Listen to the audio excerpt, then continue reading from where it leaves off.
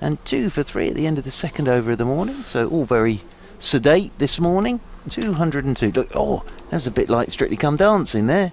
Dave Allen jumped out with a card up saying 202. Yeah. He's very good for Mr. Allen. Yeah. Should I be worried with that fact, going to bed tonight? Not worried. No. It's just something I didn't know, because yesterday, of course, it was the flag of the Duke of Norfolk. Yes. That we found out about yesterday. Love that. That was very good, wasn't it? The 4 different families in those quarters. But it has been, even though the weather's not been great, it's been very, very lovely to be here at Arundel again. And of course, Mr. James, you'll be back on Saturday. I will. Who are the visitors on Saturday? It is the lovely Essex. Essex are coming down. Yes. Essex here on Saturday. Surrey go back to the Kia Oval for the last 2 rounds. Kent and Sussex. Mm-hmm. And of course, the T20 starting as well pretty soon. Yep. 10 days. Looking forward to that as well. Here's more call to the left-hander Tom Alsop, who leaves that alone. So that's good carry from Morkel through to keeper Jamie Smith. Don't forget, of course, you not only can you listen to us online via the BBC Sport website and app, you can also watch the live pictures via the Hampshire Cricket website. That will also be streamed simultaneously on the Surrey cricket website, so you will be able to hear us and watch the pictures and just lie back and enjoy yourself, because I've just been sent a tweet by somebody who's doing just that. Here's Morkel. Alsop works that away neatly, square on the leg side. He's timed that beautifully. I think that's going all the way. Yes, it is. No more than just a tickle off his legs. The pace of Morkel means that once it hits the middle of the bat, that ball races away, and he did no more than just play defensively, really. And that's a lovely boundary to Tom Alsop, who the total moves on to 206. Steve Shipcott, who's tweeted us at Solent Sport, at Backard Across. There are 2 of the ways to get in touch with us. solentcricket@gmail.com if you want to write something a bit longer. Not too long, of course, because we've only got 6 hours today. Steve says, taking up my preferred position on the sofa, cup of coffee and dogs. Don't talk to me about dogs. There is a 4th dog by my feet. We had a dog here yesterday. And the cat on the window sill is an ornament. So there he is, lying. I mean, look at that position, lying on the sofa. Lovely, isn't it? There is a man who has no intention of doing absolutely anything today other than listening to cricket. Lovely. And also looking as though he hasn't got a care in the world. Very nice. Very nice. So keep those coming in. Ian East at Solent Sports, come to that in a moment. It's Alsop facing Morkel once more, and he gets a thick outside edge along the ground, and that's fielded at second slip by Will Jacks. Sean Irvin has tweeted us. Remember him? Former Hampshire all-rounder. Hello, Mr. Irvin. He texted me the other day, actually, and said he's going to be listening. Morning to you, Sean. He says, I feel today is a perfect scenario for a Shane Warne special. I know what he means. Negotiate, declare, lob ups and chase. Yes. Nothing to lose. How bad do you want to win, he says. I couldn't agree more. It's a lovely shot through mid-wicket again. And that's exactly the same shot. It's got a little a little straighter this time from Alsop. He's played that shot beautifully. Just a little bit too straight from Morning Morkel, but Alsop. Wow, how good are those 2 shots being this over? Timed that beautifully, hasn't he? 210. Nothing more than a roll of the wrist. Yes, well, absolutely. It's quite old school, and it doesn't tend to happen these days, but it'd be lovely if it did. It really would. And as I said yesterday, even though I thought I couldn't even remember what was going on in the game, really, even though I said yesterday, if you're going to do it, this is the competition to do it in. Now. Do it now. That's right. So we're hoping, that either way, I mean, Hampshire are definitely playing the game properly today and trying to get themselves into a situation where, even if it's an uncomfortable session, whether that's enough or not, I don't know. That's net back a bit, but good leave from Alsop. But I know what Sean Irvin's saying. I think he may have played in that game at the Aegeus Bowl when Shane Warne got so fed up with Lancashire that when Sean puts in his tweet lob ups, I know what he means, because I don't think a ball, certainly on this ground, will ever have been bowled as high in the air as a ball that he bowled against Lancashire. Mr. Irvin might like this. I remember watching Ian Ward and Graham Thorpe for an hour at Grace Road bowl from the coil position from either end, just lobbing it up to try and get Leicestershire to get on with it. From the coil position. Morkel bowls, that's tucked down to fine leg, and Amir Verdi is the fielder in front of us. Well, he's quite a long way in front of us because there's a big sort of embankment between us and the field of play, but it's a single to Allsop. Quite a productive over for Hampshire there, 211 for 3 this morning. I saw Mr. Irving score a lot of runs against Surrey over the years. Got 100 at the Oval, do you remember? I remember that one straight off the top of my head. Terrific, absolutely terrific. But yeah, I can remember. And didn't he play? Oh no, that was Shane Watson who played a huge innings. Yes, that was, that was an amazing innings. That was that Shane Watson innings was a huge in the B&H. But I can remember. Yes, and Ward and Thorpe both wore their caps the wrong way round for an hour, and just lobbing basically grenades up. As here is Scott Borthwick. Oh, and the reverse sweep is out, and that's nicely played by Allsop. Now, Allsop this morning hasn't done any. He's not been dancing down the track and trying to launch it over the top, but he's played a couple of lovely shots off Mornay Morkel, and there's the reverse sweep. So he's on to 66, 215 for 3. And the lead 43. That was nicely played as well by Allsop. Played very well yesterday, didn't he? Really got his head down yesterday. As there is Borthwick chatting with Stoneman about the field he's going to set now after that. But he's got a slip and a leg slip. 2 men back on the leg side rope. He's going to come round the wicket now. He's Scott Borthwick with his leg spin. As this one, goes straight on. Good bit of bowling that from Borthwick. It's a good lead from Allsop. It wasn't too far from the top of his off stump, that one. Nicely bowled by Scott Borthwick.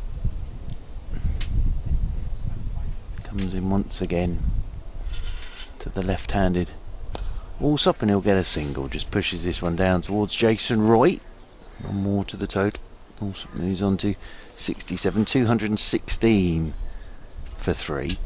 I saw a video yesterday which I recommend to everybody. No, of Azza Mahmood and Jonathan Agnew, with Azza showing Jonathan Agnew how Azza used to spin the ball in his hand up as he got to the top of his delivery. He'd flick the ball round in his fingers to change the shine.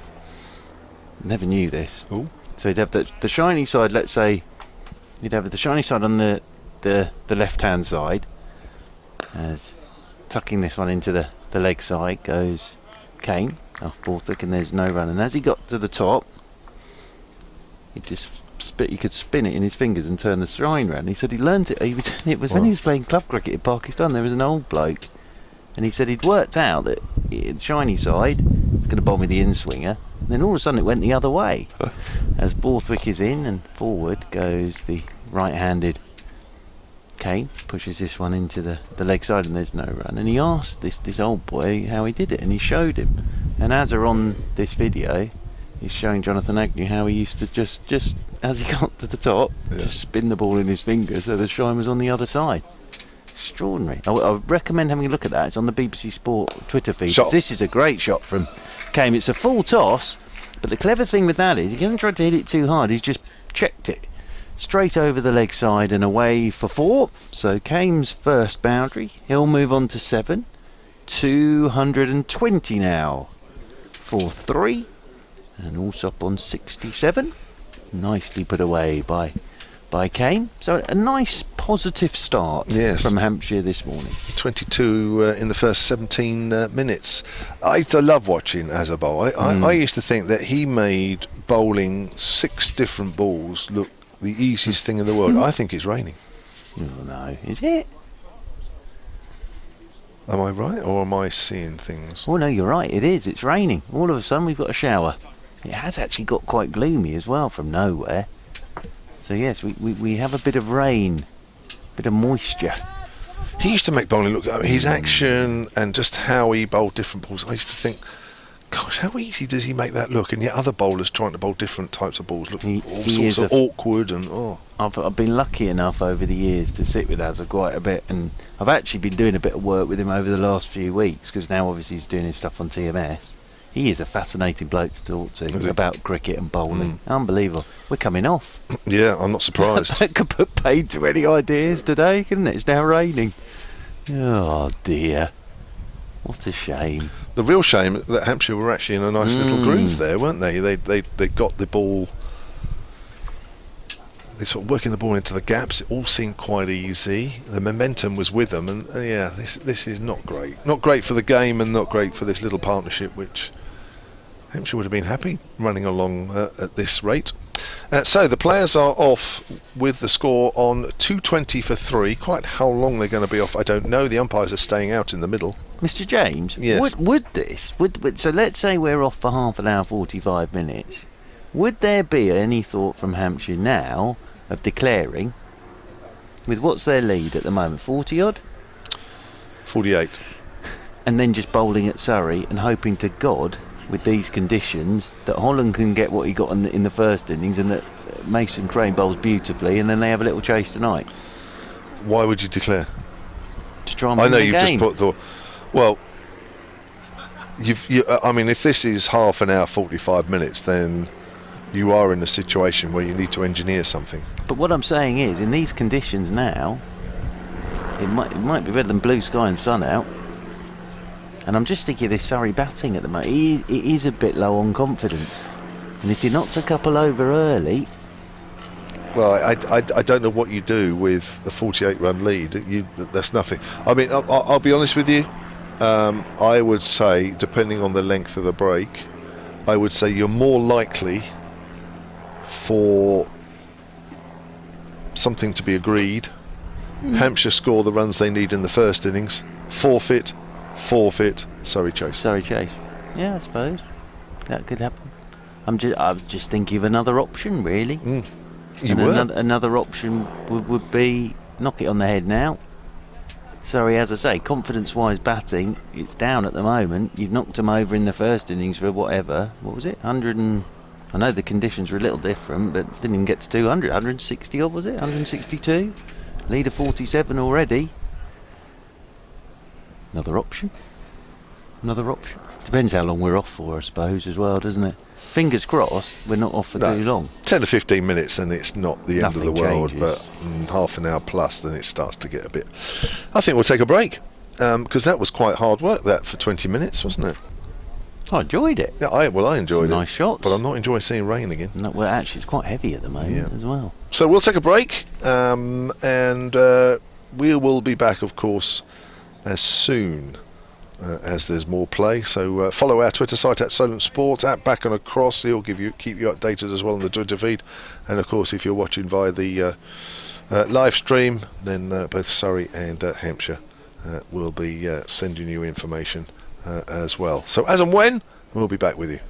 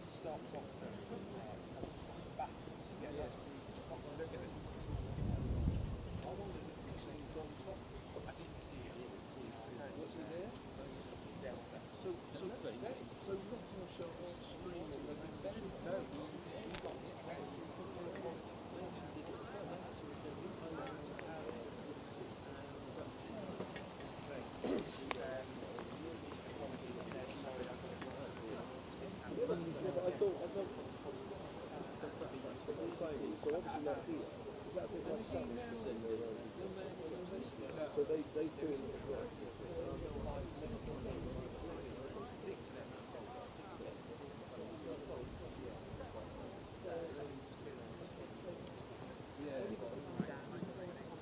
oh yes,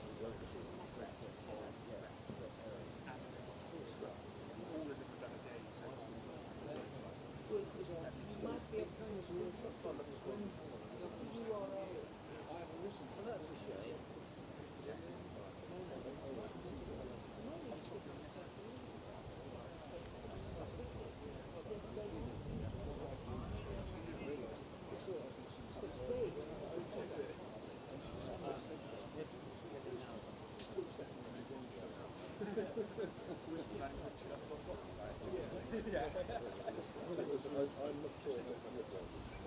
So they're playing where? They're playing Old Trafford. Right, so Nottinghamshire are playing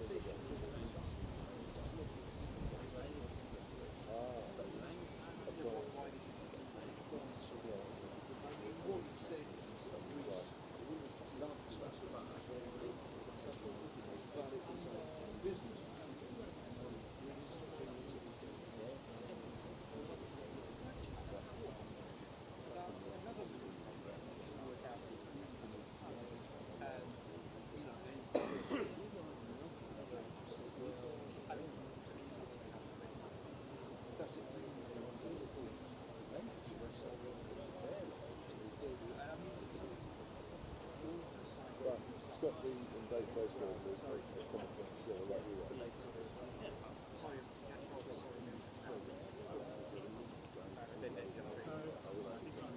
But we're still doing Scott and Dave on both things.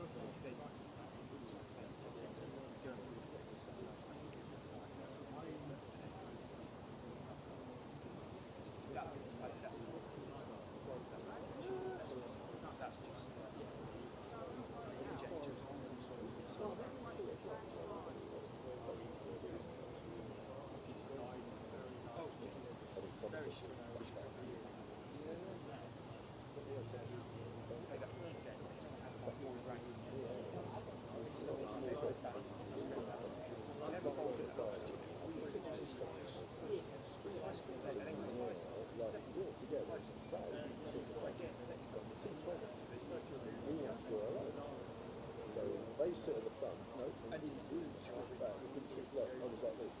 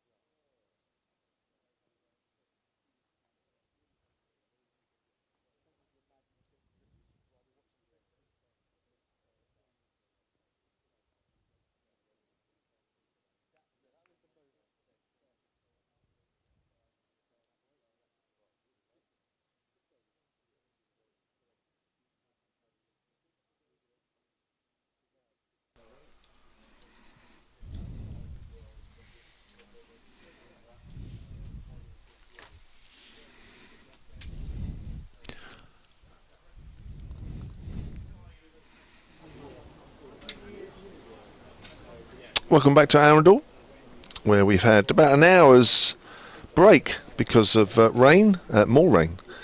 It's been a bit of a feature over the last 4 days. Anyway, we're back. We're going to get about 40 minutes play before lunch. The situation here on day 4 is that Hampshire in their first innings 220 for 3. They lead Surrey by 48 runs. Tom Alsop 67, Harry Kame is 7, and in the 18 minutes of play that we had from 11 o'clock, Hampshire went from 198 for 3 to 220 for 3. Your commentary team for the next half an hour is myself, and next to me, Hampshire's honorary historian, isn't it, Dave Allen? Well, historian, no? I don't know. No, historian. Honorary suggests that you do it all for nothing. Which I do. Yes, but you didn't want to shout about it. No, I didn't. No. Anyway, so there was probably a bit more rain than we thought there. We thought it was just a passing light shower, but it turned into about 2 or 3 showers. Anyway, we're back underway, and I wouldn't rule out another shower at some point in the next hour or so. Now, whether we can get a game out of this, we were hoping at the start of play. It's maybe even less likely now, but we will wait and see. It's going to be Morkel from the Castle End. Definitely more overcast than it was at the start of play. It's going to be running to Tom Alsop. So we're underway again, and Alsop leaves that one alone outside off stump, and there is no run. First time we've seen you, Dave, since day 1. Yes, I've been listening, of course, but yes, I've been back in Pompey for a couple of days. Which is not far away. Here I am. No, not far away. No, pleasant drive this morning, and just a shame about the weather, really. It is, yeah, it's ruined what might have been quite a good game. Although the pitch was flattening out, wasn't it? It was. Well, before the last lot of weather anyway. We'll wait and see how it goes now. Alsop dives down the ground. That's a beautiful shot. He's picked up where he left off an hour ago, and that's just about going to have enough legs on it to take it over the rope, which it does. And Tom Alsop will move on to 71. I was saying to you just a minute ago that I've always liked Tom Alsop and always thought that he ought to establish himself in this side at number 3. This is his highest championship score since May of last year at Newport Isle of Wight. Well, his first 50 rather since then. He made 150 odd in the game before, so it's not far off 18 months since he's made a 50. I suppose we can take 4 months of that out. Sure, absolutely. But you're right, it's still a long time. Here's Morkel round the wicket to Alsop again. That's left alone. I actually did watch on the live stream a replay of that shot. Morkel did get a right hand on that. Alsop hit that rather harder than we thought, or rather more hard than we thought. But Morkel took a lot of pace off that shot by getting his right hand on it, but still not enough to take it all the way to the rope. So yes, you can listen to us via the BBC Sport website and app, and also you can watch the live stream of the game via the Hampshire Cricket website, and also of course streamed simultaneously on the Surrey Cricket Club website. Morkel again. Alsop turns that away on the leg side, and that'll be another single, but there's a man out deep, and that will take the total to 225 for 3. So good start for Hampshire. The lead now is 53. That's a bit of a killer, that hour break, Dave, isn't it? Yeah, I think it makes it very, very difficult now. You wanted them to go into lunch at least 150 on, perhaps, and hope that maybe Mason Crane would get something out of the pitch. It's not obvious from Borthwick's little spell this morning that there's a lot in it, but I think it is very difficult now. The other point about this is that they can play for bonus points, although again it's hard to see either of these two sides, if they draw today, ending up as one of the best 2 in the 3 divisions. Here's Morkel again then. Bowls to Harry Kane this time, leaves it alone outside the off stump. Morkel again trying to generate some pace, which the wicket's got increasingly docile as this game goes on. The other thing is, of course, that for somebody like Harry Kane to bat a bit of an innings against Monty Morkel will do him no harm at all, will it? That's right, good experience. Enjoy that. His dad hasn't texted me yet. Normally he texted me. His dad texts me every time he walks to the crease, this boy. Peter worries like mad about it. He does, doesn't he? He's Morkel again then. Kane comes forward and leaves alone. Again, that's a good carry through to Jamie Smith, the keeper. End of the over, the first over on the resumption after what it was effectively an hour's break. And the total is 225.43. I've got an email here, Mike Vokes at sunnycricket@gmail.com. He says, just joined your excellent commentary. Do not like the look of the weather for today. Raining here in Chandler's Ford, that's just north of Southampton, and those that don't know. And big storm north of Portsmouth, Dave, heading your way. Hope your gazebo withstands any storm at Arundel. Hope Mark Church can now see the flag on Arundel Castle. Yes, we can. Yeah. I looked at Kane's pedigree in my little well-known book. Others available, he says. He should do well. Now raining with you as I write this. Yeah, that was just a little while ago.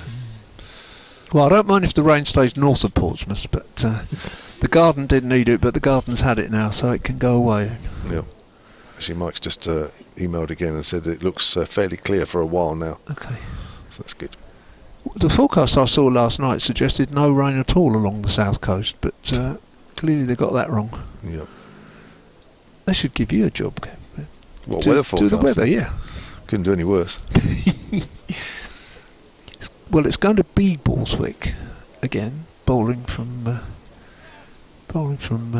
towards the castle end. He comes round the wicket to Allsop, and that seems to beat everybody. I'll just wait for the umpire's signal. It's gone to the boundary behind the.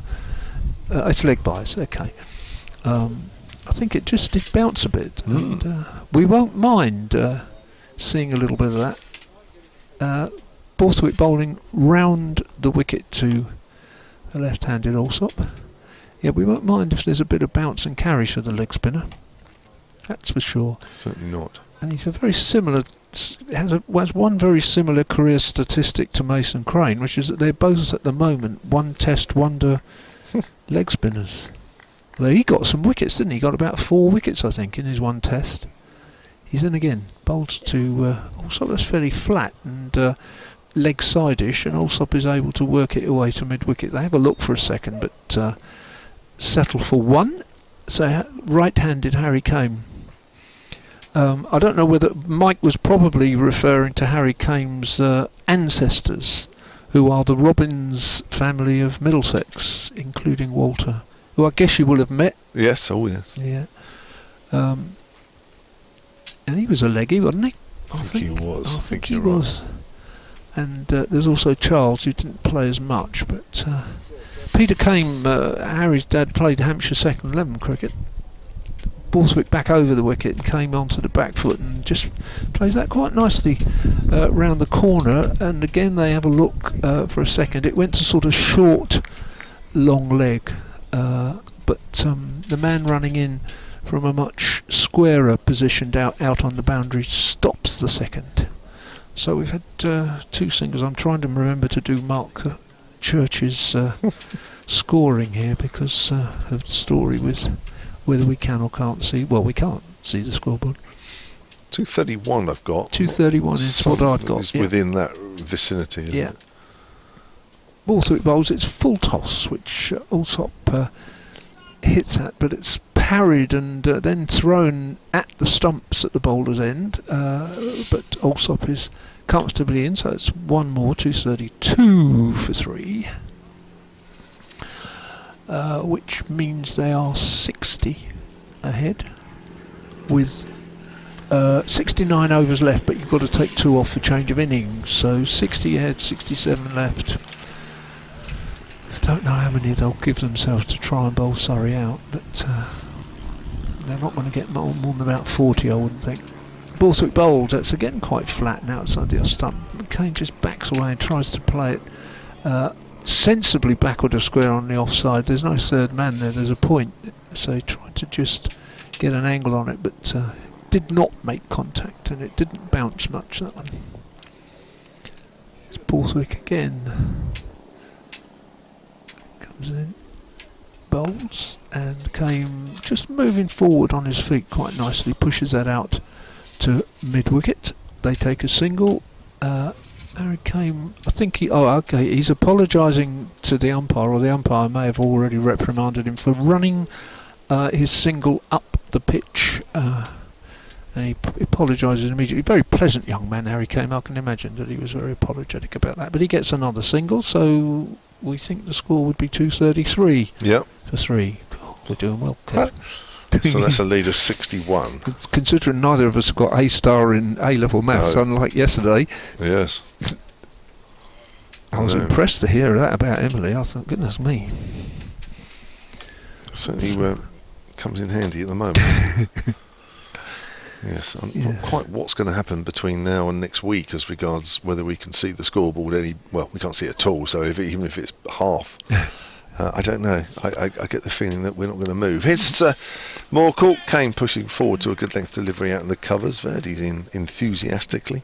If anybody's interested in seeing the photographic evidence of the difficulty of the commentators seeing the scoreboard, you can see it now on my blog, which is just all in one word, Hampshire Cricket History. I took a photograph of you guys this morning just before the first ball, so you can see that other than those of us who can see round corners, it's impossible. So that's Hampshire Cricket History if you want to see it. It's easy to find. It's just gives us an extra thing to do, doesn't it, Dave? Kane's on the back foot, plays that back to the bowler. Moorcourt's wicketless so far. Mind you, only 3 have been taken by Surrey in this Hampshire first innings. The wicket has got easier and easier as the game's gone on, hasn't it? Did a little bit for Holland early on. Yeah, and he's a different bowler from Moorcourt, isn't he? It's not a Moorcourt pitch, is it really? It's Holland had lovely overhead conditions on Saturday and a bit of dampness everywhere. And I think he, with more of a medium pace, he exploited that quite nicely. Pitching it further up. That's not Moorcourt's length, is it? Bowls there, although that's pitched up, that's edged along the ground, fielded in the gully area. I thought there was a lovely comment by Holland when you interviewed him about getting Jason Roy, which I think reveals a great deal about the arts and sciences of pace bowling. When he said, I can't remember, he said, I thought I was trying to bowl an away swinger and it swung in. And it's that classic thing of it, if he doesn't know quite what's going to happen, the batsman certainly doesn't. No, that was very revealing, and of course does happen. All this sort of put the shiny side up that side so it'll swing that way, and it doesn't always work like that. There's very few bowlers around, if any, that can just make it go like that, that's for sure. Here's Moorcourt bowls. He's not a swing bowler. He's a very much hit the deck bowler. Does it once more as it's pushed out into the covers. He's very much hit the deck, hit the bat hard type bowler is Morning Moorcourt. Into his 14th over here. And whilst we've got a lot of grey clouds passing us right to left as we look, it does feel a bit brighter. Yes. Yeah, it did fill in when they came off. The second burst was the worst one. They were beginning to take the covers off. They were. And that was serious wetness. Here's Moorcourt again, and that's outside the off stump. Kane leaves alone. I don't think we're a million miles away from the odd little drop of rain again, are we? No, maybe we're all right. Maybe it's me. I think it's okay at the moment. Yeah. It's more silvery than really gloomy. Yeah. The light's okay, which is the main thing. Yeah. Certainly if Moorcourt's going to be bowling, you want the light as good as possible. It's not too bad out there at the moment. Here's Moorcourt doing that familiar sort of 360-degree circle that he does at the top of his mark. Comes in now and bowls to Kane. Kane forward, leaves alone. That is outside the off stump, and that is the end of the over. I make that 233. Yeah, it was a maiden. For 3, and the lead for Hampshire is 61. Yeah. Harry came at 8 not out, and Tom Alsop 74 not out. And I think I'm looking on Cricket Info at the minute, which is a bit lethargic to be honest, but I think Moorcourt has bowled 14 overs, 0 for 28. It's all whizzed about now. Yeah, that's right. And Scott Borthwick 9 overs, 0 for 28. So identical figures in terms of runs conceded. Left-handed Alsop to face leg-spinning Scott Borthwick. Mark Stoneman is just having a word with him. He's got a short leg and a slip behind Alsop. No close fielder square on in front, and Alsop faces the first ball. very full, Sure. and Allsop drives it quite beautifully through extra cover for 4 runs, and it's up the slope towards the Hampshire players, and the 12th man, who's allowed to do these things, comes down and picks the ball up and throws it back. I think he's the only one who's allowed to do it. I don't think the players are allowed to do it. I'm not sure about that, but I don't think so. It's all part of the protection. So 4 more runs to Allsop. Well done. 78 he goes to now. He's got a best of 150 in first class, but as I was saying, that was a while ago now.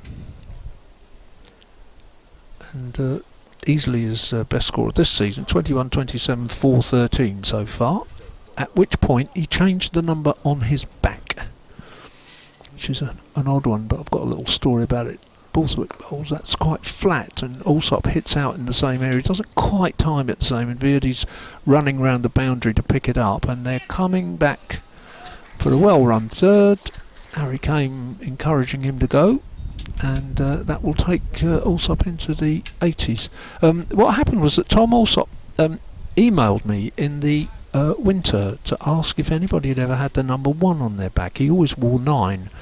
And he didn't explain why, but I just figured it was a superstitious thing. Incidentally, it's brightened up a bit, which is good news. Assumed that, and then saw him at Hove in the first game of this season with a 0 on his back, because I told him, yes, there had been people who'd worn 1. Borthwick's bowling only with a slip now. There's he goes on the back foot and pulls that again, doesn't really time it, pulls it out towards mid-wicket and mid-on, runs round, but they take a single. So he emailed me and said, anybody ever worn number 1? And I said yes, and I can't remember what my answer was now, but I think it was Robin Smith. Then I saw that he changed his number to 0, but having changed it, he scored 21, 27, 4 and 13, and I guess he figured 0 wasn't bringing him any luck. Or his 0's dirty and in the laundry, and he's gone back to last season's. Borthwick bowls over the wicket this time, and Allsop uses his feet, drives it out, doesn't quite time it the way he did that first ball that went for 4. He turns round for 2 through extra cover this time. It was half stopped at extra cover, wasn't it? 6, 8, yeah. And I just suddenly remembered that I haven't been keeping score, but I think that's 8 off the over, in which case it should be 241 for 3. And Allsop on 82, I think. So many things to remember, Kev. Borthwick bowls, that's very flat, and this time Allsop's on the back foot playing it away. It goes through the man at sort of short backward square leg, and they come back for 2. So they're doing a good job here, keeping the runs going. Allsop well into the 80s now, and about 10 from the over. In which case it would be 243 for 3. Allsop faces Borthwick, it pitches that one up, and Allsop's content just to play it defensively. Back down the pitch, Borthwick picks it up, and that is the end of the over. Do we think that's 243? I've written 244, but Okay, that's could not be. who am I to argue with you, Dave? I mean, you're... I think what I'm thinking is it was 233 at the end of the last over, and Allsop faced the first ball. Right. So it should be So an it will even be, number. Yeah, so it will be, yeah. My iPad's gone completely dead now. Oh, no, here we go. Yeah. So I think, and I think Allsop scored 8 of them, in which case he's got 82. Harry came on 9, and there's a change of bowling. No Morning Morkel. No more. And it's going to be Matt Dunn, whose figures coming into today. 10 overs, 3 maidens, done for 30. I can see a little bit of blue sky. Not what you would describe as an ocean of it up there, but a little bit. There's quite a breeze, isn't there? Mark's beloved flag is flying in the direction of Hove. In other words, easterly, so the weather is very definitely coming from the west. Weather and the wind. Coming from Portsmouth then, Dave? Yeah, from Portsmouth, yeah. So, I mean, any wind from Portsmouth's okay by me. But So we've got a bit of Matt Dunn then, right arm fast medium from the castle end, and Kane pushes forward, just gets hurried a little bit as he pushes that up towards mid-on. So we're going with 2:43.43. Hampshire scored quite quickly this morning in the play that we've had. What are we, 18 minutes we had before that break of about an hour, and we've had about 20 minutes since. They've gone from 198 for 3. Mine's now gone to 2:45 for 3. Oh, there you are. Allsop 85. Yeah. So there we are. Apologies, as I say, the 4G is not great here, the Wi-Fi is not great here, and we can't see the board. Apart from that, it's absolutely fine. Let's push square on the leg side. Looking forward to the next 4 days here. Something's got to change the next 4 days, Dave. I don't know what. I shouldn't think the 4G will get any better. I shouldn't think the Wi-Fi will get any better. And unless our position changes, so we can see the scoreboard, it could be challenging 4 days. Yep. But anyway, all these things are sent to try us. It's how we face adversity, Dave, isn't it? It's the making of the man. It's done. That's a nice clip away off his legs through mid wicket. There is a deep square leg, so Kane will jog through for 2, and that will take the Hampshire total to 2:47.43. So if Dad's listening, he can be cheered by the fact that Harry's now got to double figures. Yep. He hasn't texted me. He's obviously working this morning. So before, he's always texting. He texts me every few minutes when his boy's batting normally. Unbelievable. But anyway, let's be doing some work for a change. Here comes Dunn. Pass to Kane. Kane is pushing that out towards extra cover, fielded by Ryan Patel. I noticed there was a story in the local paper this morning about Dorset and Wiltshire playing a double-header T20. Scott Curry did well, took 4 and 3 in the 2 games, 4 wickets and 3 wickets. And Ollie Soames got a 50 and a 30 not out, I think. Okay. Both playing for Dorset. Yep.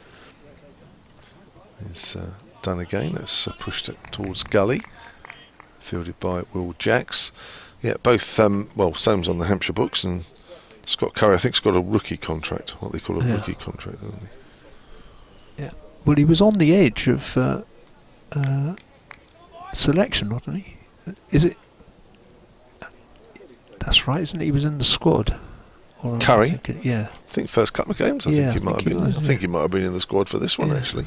He was, yeah. Yeah.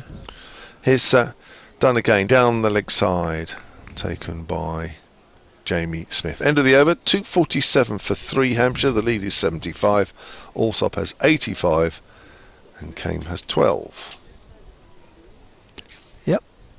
And everything fairly satisfactory so far. 20 minutes to go to lunch with a lead of 75.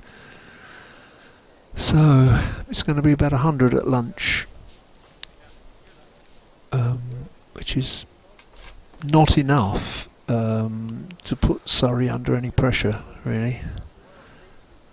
I suppose they could juggle about with the order. They might send Fuller in next and tell him to throw the bat, try to score lots of runs quickly. They're going to change the bowling, although they're not going to change the pace of the bowling, because Beardy is now going to bowl orthodox off spin, as opposed to Scott Borswick bowling wrist spin. And he's just having a couple of warming up bowls to Money Morkel, who's pretty deep, halfway really between mid-off and mid-on. In fact, the field is fairly deep. There is a line of 3 men mid-off point and short third man, saving 1 on the offside, and there's a cover sweeper on the boundary.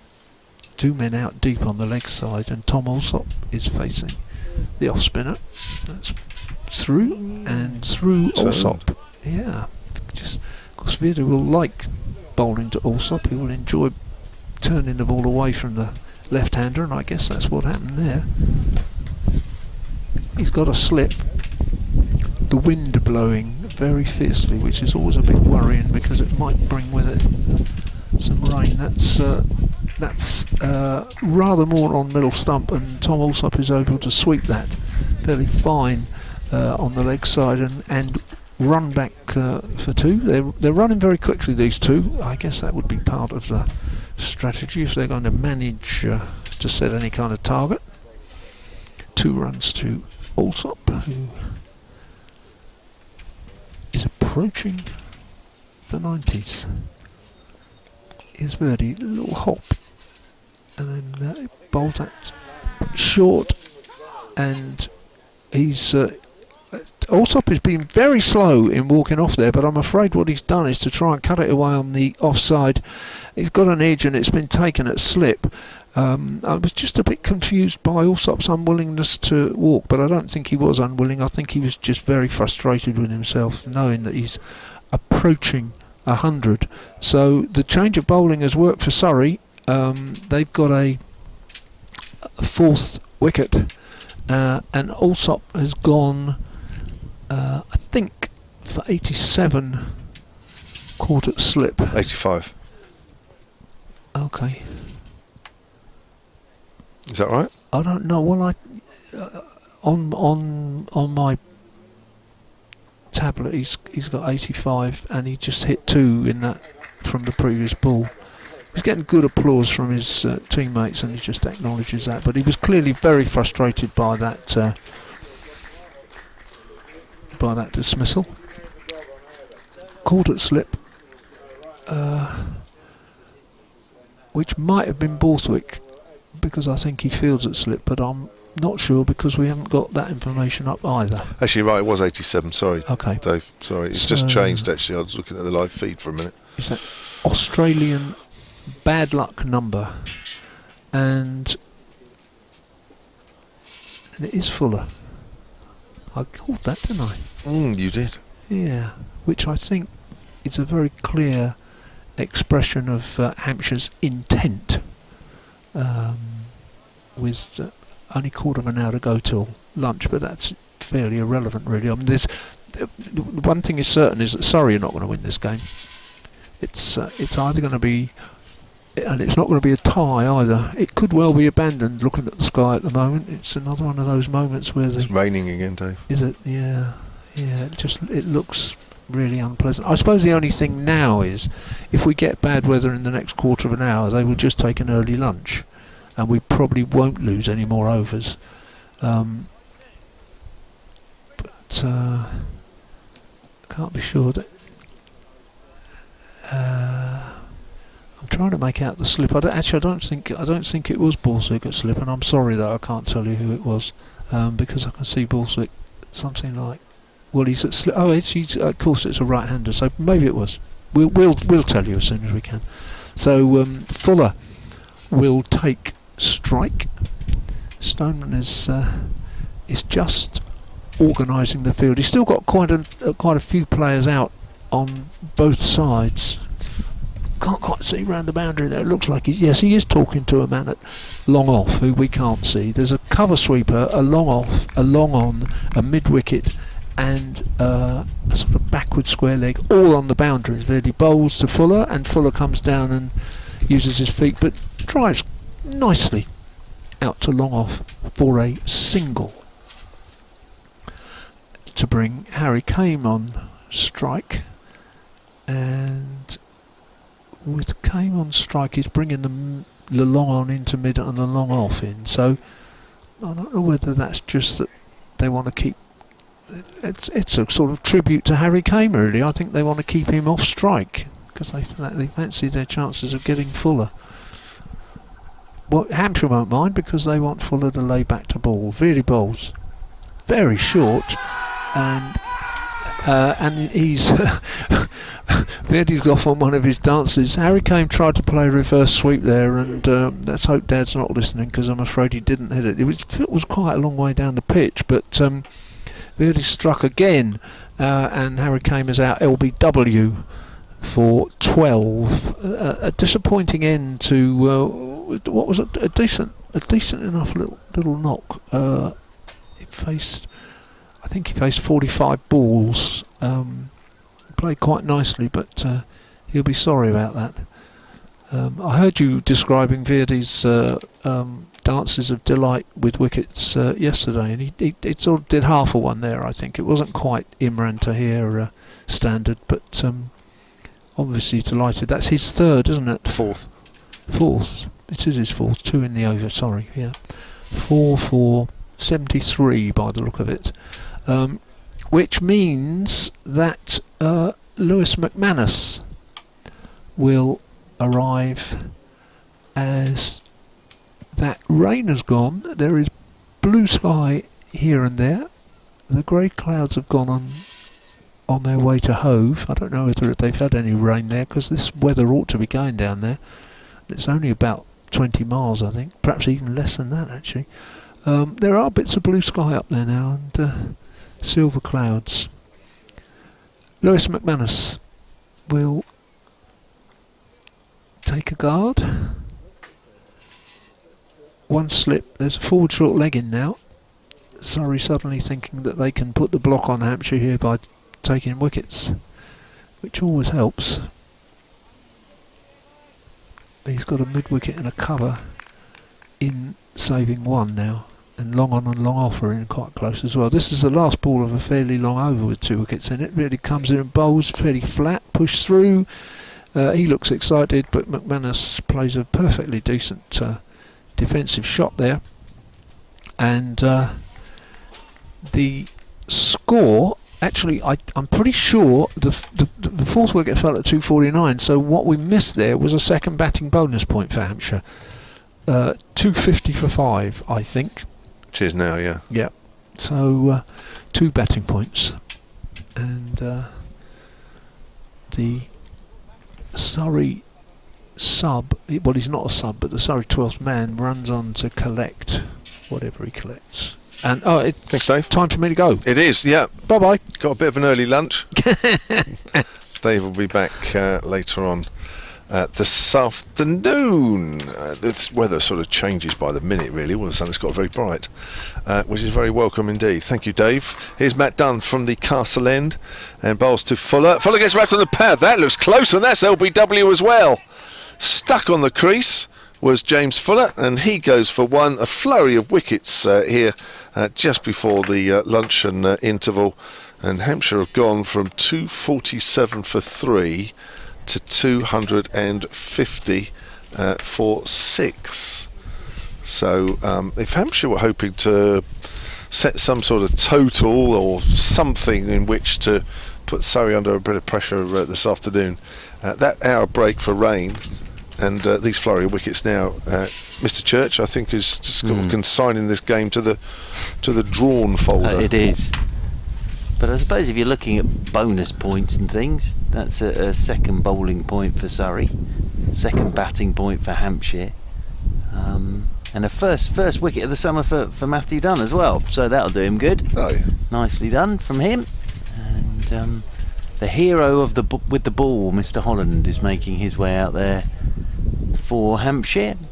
But again, we're sort of, it's such a shame this, because in these conditions, take out yesterday when the sun came out, in these conditions we've had wickets and runs, haven't we, throughout the time we've been out there. So it could have all been quite exciting, really. Could have been, really. But I don't see how it can be now. No, I don't think it will be. I think the next 2 sessions are going to be not exciting. That ball just nipped back actually from Dunn, just watching it on the live feed, watching the replay. It was a decent delivery. It looked out. It did, yeah. It was just the sort of, there are certain LBW shots where you fully expect, even from here under a tent at third man, you expect the finger to go up, and that was one of those. So James Fuller goes for 1. So Allsop for 87, Harry Kane for 12, and James Fuller for 1 have all fallen within the space of 7 minutes. And Matt Dunn will be bowling to Ian Holland, who I'm sure would have normally come ahead of James Fuller, but Hampshire were perhaps looking for some quick runs. Here's Dunn, bowls to Holland, who's forward, plays that back to the bowler, and so we've had what? We had 18 minutes before the rain came. We've had just about half an hour since, just a bit more. and we've had another 52 runs and 3 wickets in that short period of And time. this is, at the moment, it's 1 for 3. Yes. It's done, and Holland just works that away on the onside, not off the middle of the bat. He's off the mark, and the total will move on to 251. Yes, and I think, Verdi 4 for Matthew Dunn gets his wicket. We're almost now at the point that this is just sort of, we could be watching a bit of a net practice yourself, a bit of a middle practice really, and that's just because of the weather. That rain today Killed slightly scuppered everything, unfortunately. And that's even if there was a chance of trying to work something out. He's done again, thanks to McManus, who's pushing that one back to the bowler. Yes, the lead is just 78, I think I can make out on the screen here in front of me. So, even if Hampshire got 110 lead, you never know, couple of early wickets, Surrey. Something might still happen as yet, but it would need to be a 110, 120 lead and 2 early wickets against Surrey, and you never know. That's worked on the onside to think about a single, but there isn't one there. Fortunately, McManus sent Ian Holland back. Yeah, and would you bat a bit more after lunch, I suppose?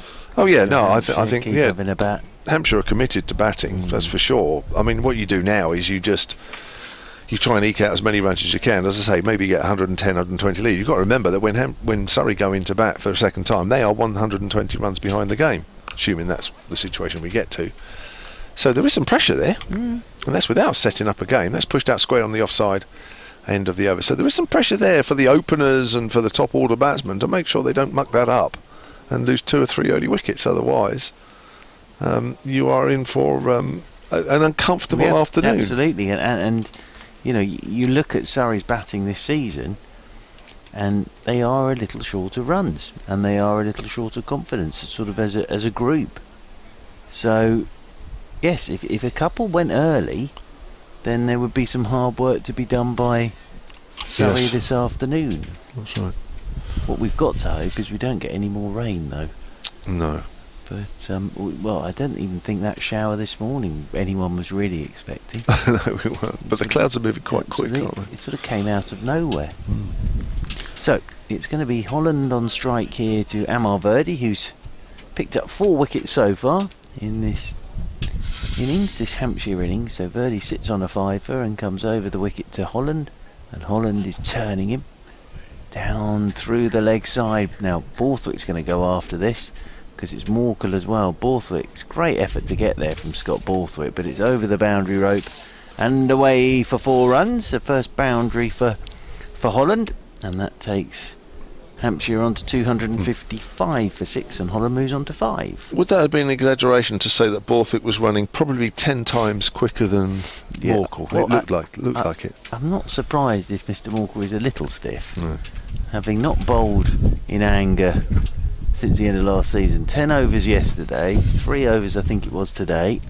He probably is a little stiff and sore. I think I'd beat him over 100 metres at the moment. Borthwick likes a run as well, as this one's turned leg side by Holland, and up comes Jason Roy to do the fielding, and there's no run. Can I read out this email quickly? Yes, of course. Mike Folks, silentcricket@gmail.com. He says, Emily told you to get a mirror to read the scoreboard. That's very true, but unfortunately there wasn't really a mirror I could thieve from the hotel last night. Yes, that's the problem. You'd have probably got told off. Yeah. I did bring one, didn't I? But it was too small, unfortunately. The one mirror I have is you can't be taking the mirror off the wall at the hotel. They might know you can nick the soap, but you can't be taking sort of fixtures and fittings with you. No, doesn't look good, does it? Not really. Or any curtains that you particularly like and actually measure up to the windows at home. Not a good I think idea they probably to take noticed that. Over the wicket then comes Verdi to McManus, who drives. Apologies, Holland, who drives straight back up the pitch, and there's no run. Got another good one here from David Holt, silentcricket@gmail.com. I have to read this out because obviously we're finishing near lunch. Thank you for your and Dave's commentary and Churchy, but don't moan about having to face adversity because of Wi-Fi. This one's turned away by Holland into the leg side. He will pick up a single. Or not being able to see the scoreboard, etc. He says, because I have to go to the dentist on Thursday. Ooh. Now that's facing adversity. Ooh, yeah, that's no fun. You know, Bob Mortimer, the comedian, does a lot of his own dentistry. Does he? Yes, and he does it lying on a chair with a mirror. And he does his own fillings. As over the wicket comes Verdi, and this was tucked away into the leg side by Lewis McManus to get off the mark. He moves on to 1, and Hampshire move on to 257 for 6. Yes, well, that's never much fun going to the dentist. No. Really. Well, it depends what you're having done, I suppose. If it's just a little simple checkup, that's not too bad. Yes, I've had a few problems over the years. Here is Verdi, not just with my teeth. He's looking to drive. Here was Holland, didn't really time it. It potted out into the offside. And there's no run. End of the over, 257 for 6 as we approach lunch on this final day at Arundel. You go to dentists for other reasons then? Just for a chat. Oh, right. Yes, I quite like the sort of clean they'll give you as well. I'm not quite a big fan of the old mouthwash as well. Are you? Where you have a bit of a rinse. Yeah. But it's not. It also depends.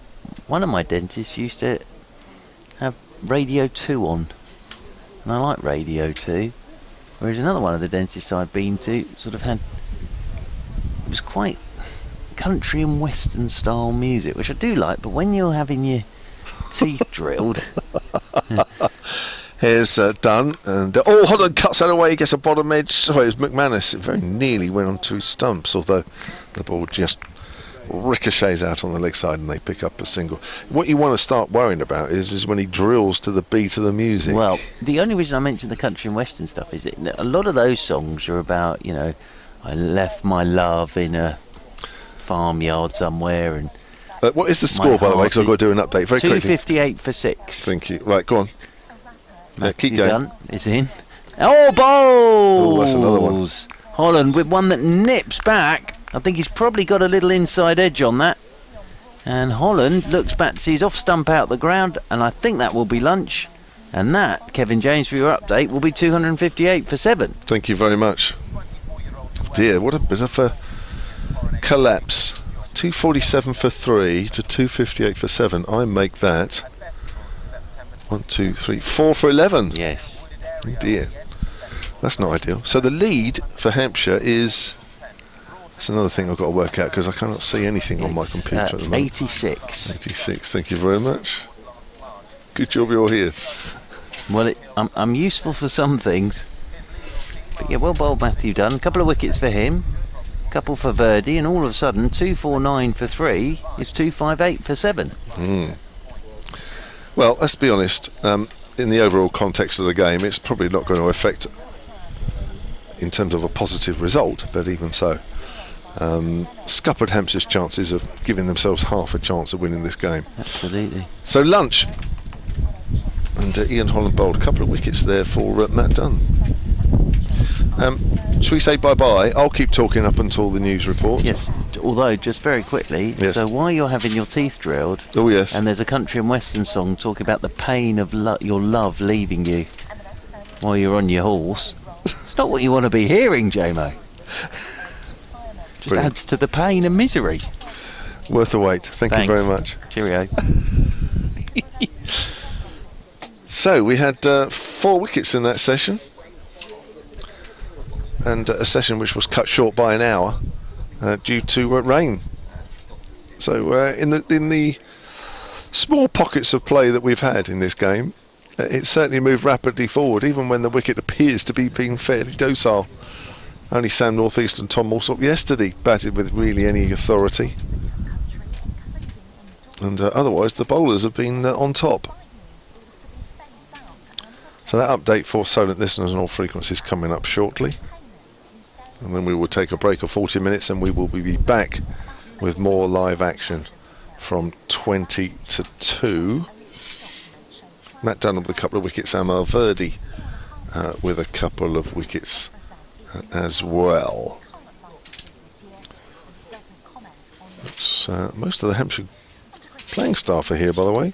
It looks like they're all having a bit of a practice, the ones that aren't involved. Here's that update. There we go. There we go.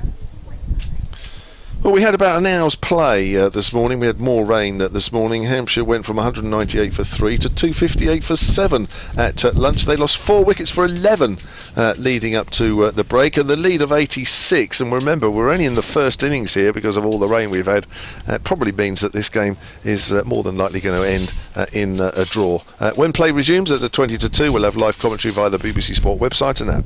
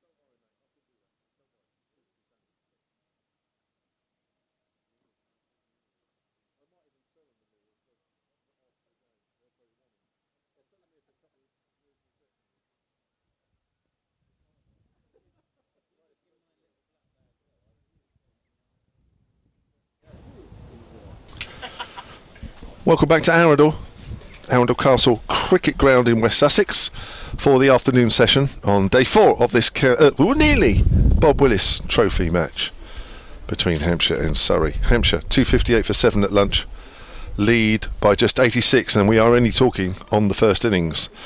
Commentary team this afternoon, as was this morning, myself, Kevin James, later on Dave Allen, Hampshire's historian, and next to me Mark Church. I had to think about that only because I very nearly said a good friend, and I thought I kept saying that. This gets a bit boring now.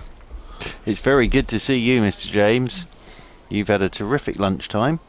Have I? You've had a couple of wraps, I noticed. Oh yes, I bought those in Arundel. Here's Matt Dunn, and he's bowling first delivery. I think that's young Mr. Scriven on debut. Yes it is. I wonder why I sort of didn't recognise him initially. Yeah. Good luck to him. Yes. Be interesting in that we had that flurry of wickets before lunch, which sort of, well, it's what we've had when the weather's been like this, wickets and runs. Isn't it? It's amazing if we'd played the whole time. Tom Scriven gets his first class run, pushed it out into the covers, and he is off the mark. He can bat as well as bowl. And Bob won the first innings, although he didn't bowl a lot, but did well in the second 11 last year. 420 runs in the second 11 championship at 84. Ooh, that's all right. Take that. Well, no, it's an opportunity here to have a bit of a bat. Lead is, 87 now, I think? It is. Here's Dunn. And McManus is off the back foot. And off an inside edge goes out on the onside, and there is no run. So yes, the 87 lead.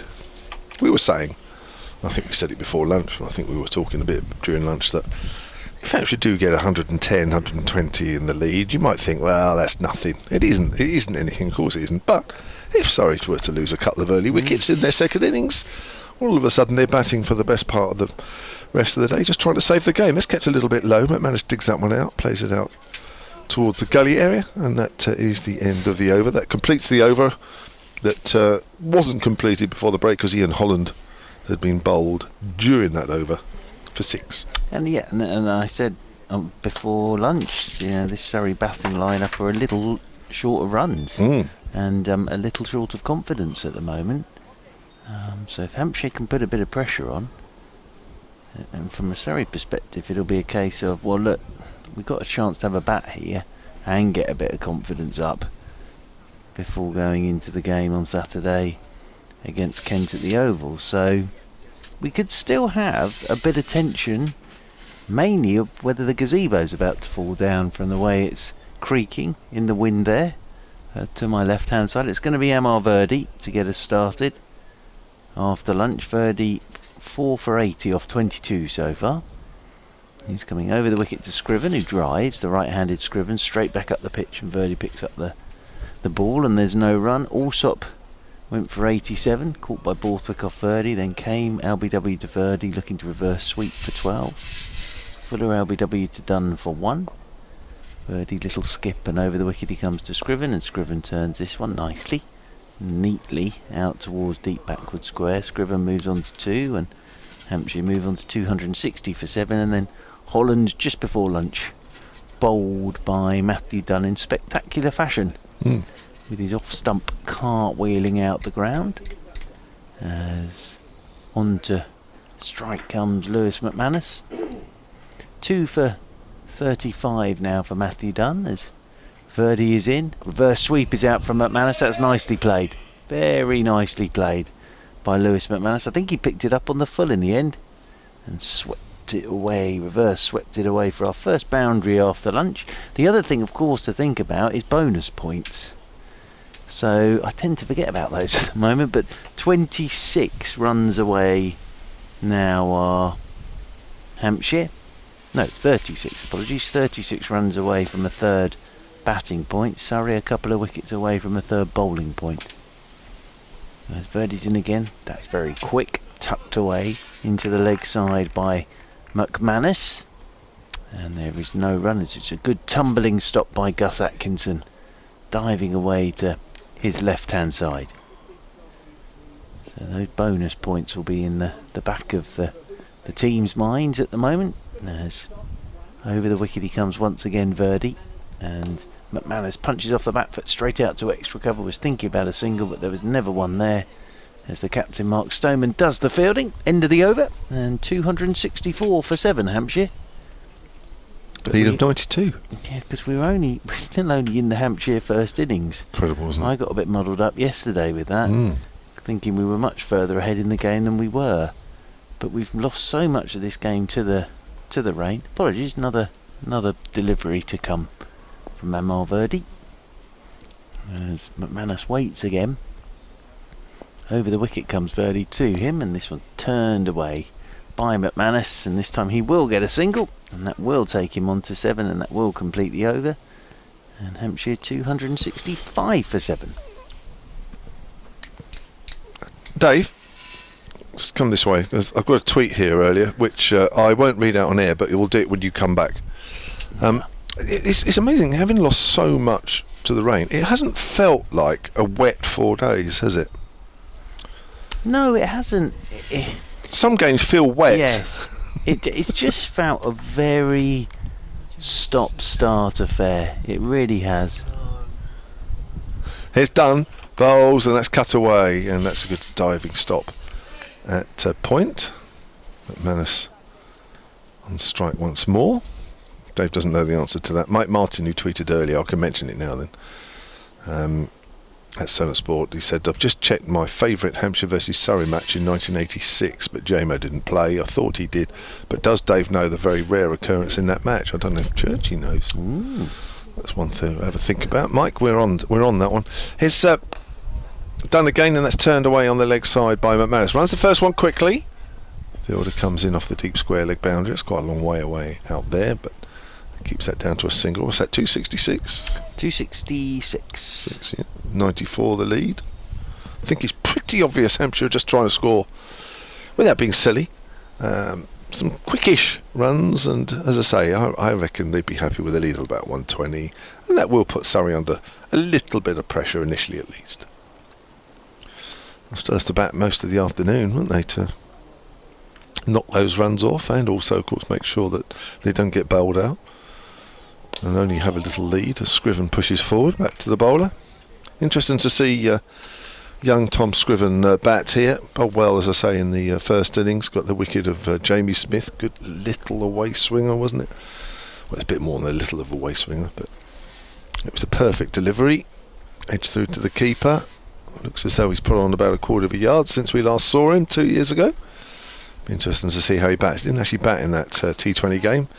And that's struck on the up point. Went straight to the fielder, and there's no run. And the other thing, of course, is that Ian Holland picked up 6 for in the first innings. So he'll fancy another go from the Castle End, and his confidence will be up. Yes. So he'll be looking forward to it, I would have thought, getting out there again. Well, you would have thought so, but I'm just wondering if the nature of the wicket has changed a little bit since his 6 for. What did he end up with? 6 for 60. Yeah. He's done. From that end, Castle End. Scriven drives up to mid off. He's going to take a single. Throw comes in at the bowler's end. That's a good throw. Is that Stoneman? It is indeed.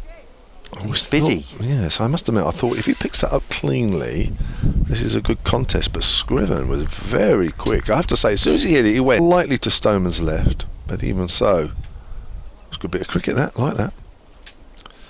267 for 7 now. Hampshire's lead is 95. There's Dunn comes in again, a bowls to McManus this time. McManus drives, picked up on his follow through by the bowler, and that is the end of the over. Dave's written down a number. Yep. 267. Thank you, Dave. It is a little like Strictly Come Dancing, as I say. Keeps putting signs up. It's not the answer. That's not the answer. Although, because I did play in that game. You did? I did. And actually, whilst I say it myself, I played a very large part in us winning that game. You got a 50. I did. But Mike Martin said he didn't think that I'd played, so this can't be the same Surrey-Hampshire game in 1986. No. But this was a Surrey-Hampshire game in 1986. Verdi coming in to to Scriven. Scriven using his feet tucks this one into the leg side. Well, didn't Mike say they'll get a single? 268, an unusual occurrence. 268 for 7. Yes, he did.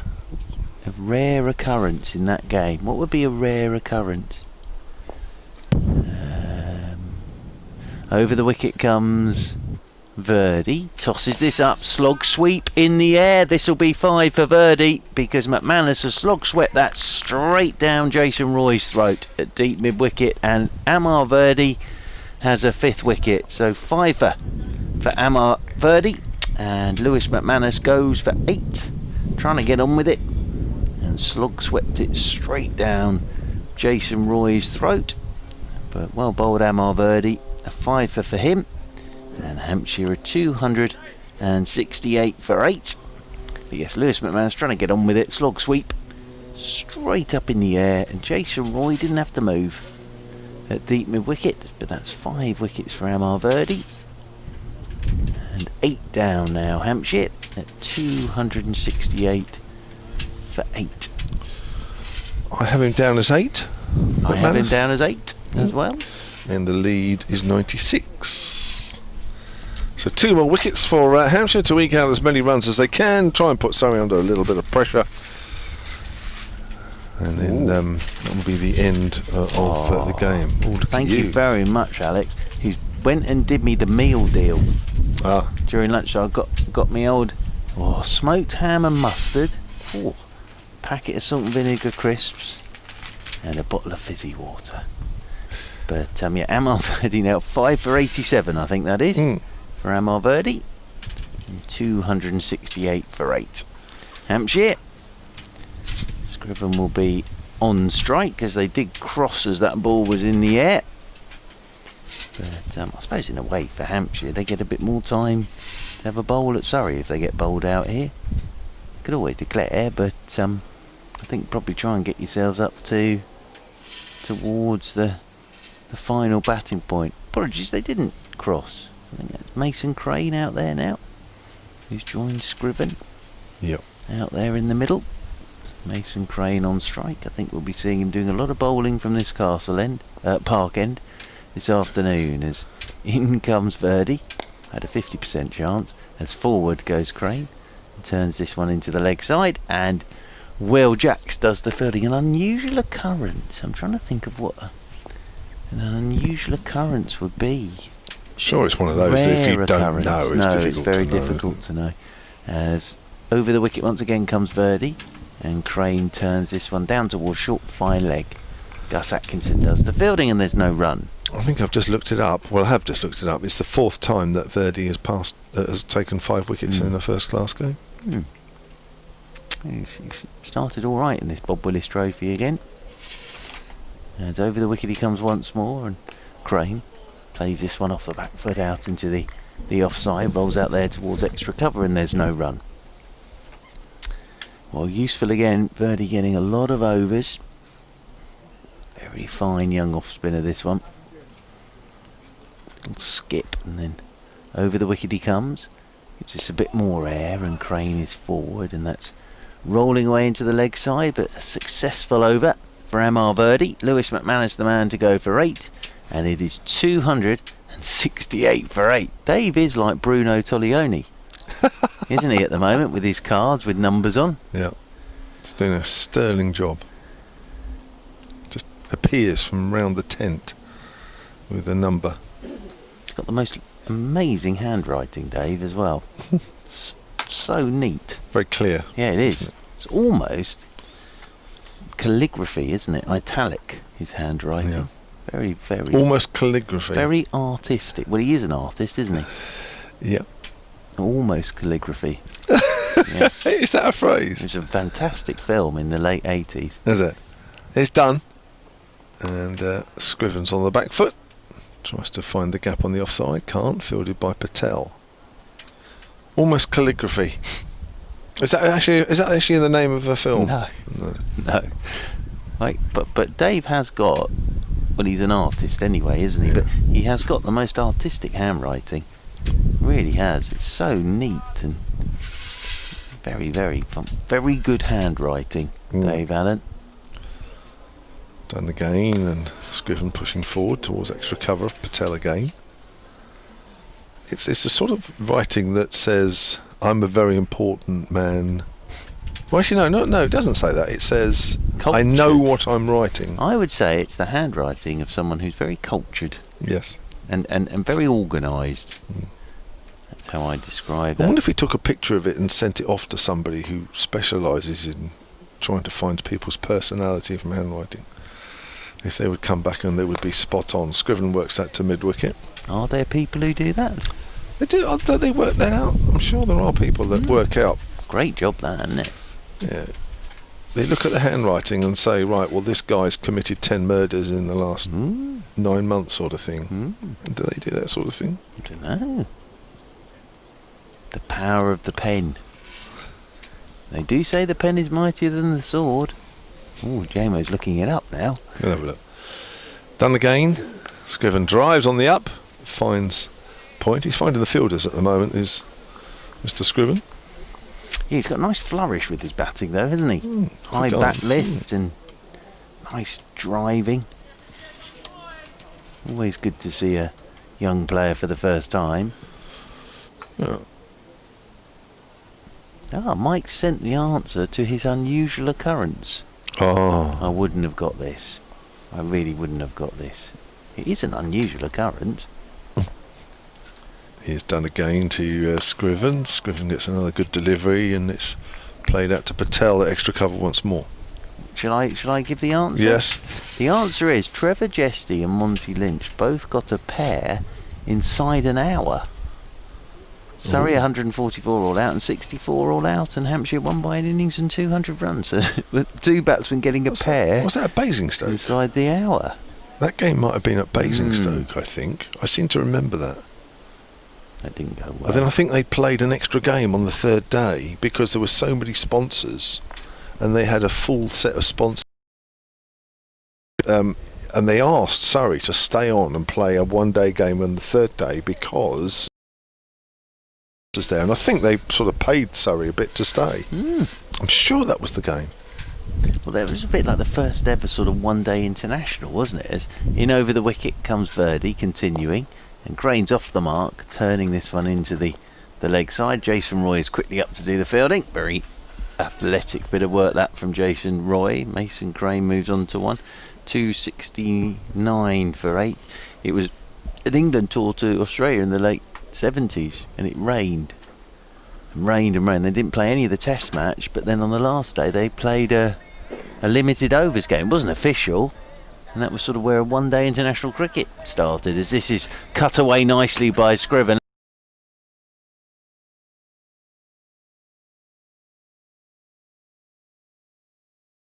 First boundary, he moves on to 8, and Hampshire move on to 273 for 8. The lake Scriven will settle himself down over his bat once more. Just waiting for fielder to get back into his position. Laurie Evans, miles away, he's in a different postcode. Scriven's bowled by M.R. Verdi. Danced down the pitch, looked to whip it over the leg side, and he's off stump. He's not back, and it's 6 now for M.R. Verdi, and it is a third bowling point for Surrey. And Verdi bowling Scriven for 8, and Hampshire 273 for 9, but 6 for M.R. Verdi, so he has used his day very productively so far. And Scriven walks back, thumping his pad with his bat. Shouldn't be too harsh on himself at this stage, just trying to get on with it, I think. Yeah. Made a lovely late cut for 4. He's on a bit of a hide into nothing, but I think he got frustrated the over before, wasn't he? Where he was certainly looking to get on with it. Actually, I think he looks quite a busy player. I'd quite like to see more of him, but I think having not scored the previous over, I think there was probably an element of I'm going to have a little go at this one, sort of. But they're in that situation, Hampshire. I don't think the odd run here and there is going to make much difference. The fact that they do have a lead approaching 100. It's something. In fact, the lead's over 100 now, isn't it? It's 101. So it's something that if Surrey were to lose a couple of early wickets, then there's a bit of pressure there to create, and whether Hampshire can ever press that advantage home? I don't know. I don't think so. But even so, there's something to work with. And as I say, Amalverdi's used his time very constructively here. Bob Willis is the new batsman. And Verdi now 6 for 87. I think that is for Amalverdi. Actually, I think that might be 6 for 91 now with the boundary. 6 for 91. Bob Willis waits over his bat once more as Verdi's in, and the right-handed wheels forward. Little outside edge all along the floor. Straight there to first slip. And there's no run. So yes, the lead 101 for Hampshire. They've got a couple of batting points. Surrey have got all 3 bowling points. Verdi's in again. Wheels forward. Pokes this one out into the offside. There is no run. That's the end of the over. 6 wickets for Amalverdi. And Hampshire 273 for 9, Kevin James. Hampshire have lost 1, 2, 3, 4, 5, 6 wickets for 22. Yes, it was 249 for 3. Yeah, 249 for 3 or 247 for 3.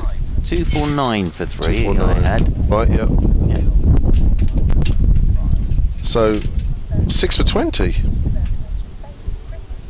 So it's right, Yep. isn't it? Gosh. Quite a few. So the quest for quick runs hasn't quite worked. But it doesn't really matter in a way. There's too much time lost in this game, I'm afraid. So it's Crane to face Matt Dunn. And Crane's cut that away in the air over the top of point, and that'll be 4. Nice shot. Too short there from Matt Dunn. Yep. Nice shot though. Nicely played by Mason Crane, up and over the top deliberately. Whistles off to the boundary rope for 4. 105 lead Handy. for Hampshire. Handy. Any lead's a handy lead. It is.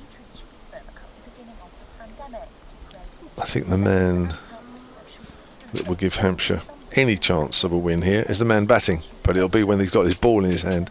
Here's Dunn, and Crane's on the back foot, steers that straight to extra cover, and there's no run there. So here's an update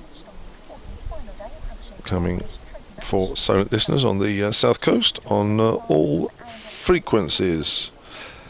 Well, Hampshire are 277 for 9. I'll get it right in a minute. They lead by 105. There's been a flurry of wickets actually either side of lunch. Hampshire have lost 6 wickets for 20 as they just try and get something from this game because it's been rather ruined really. That is a bit of a lead. Make that 109 now actually because Mason Crane's got 4 runs. They may bowl Surrey out, but I don't think so. I think we're heading for a draw. Live commentary right now via the BBC Sport website and app.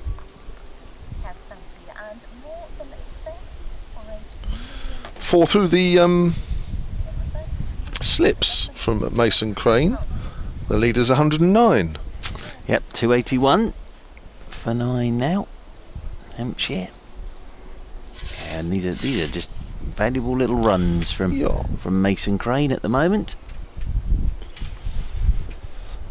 So Matt Dunn from the Castle End. Going to Mason Crane. And Crane's on the back foot, steers that out to point. The man is back on the point boundary, so Crane will pick up a single, and that is 282 for 9, and the lead is 110. Yeah, Mason Crane 10 now for Mason Crane. We're yet to get off the mark, but yeah, so that's, as you were saying, JMO, that's 33 for 6 now. 33 for 6 now.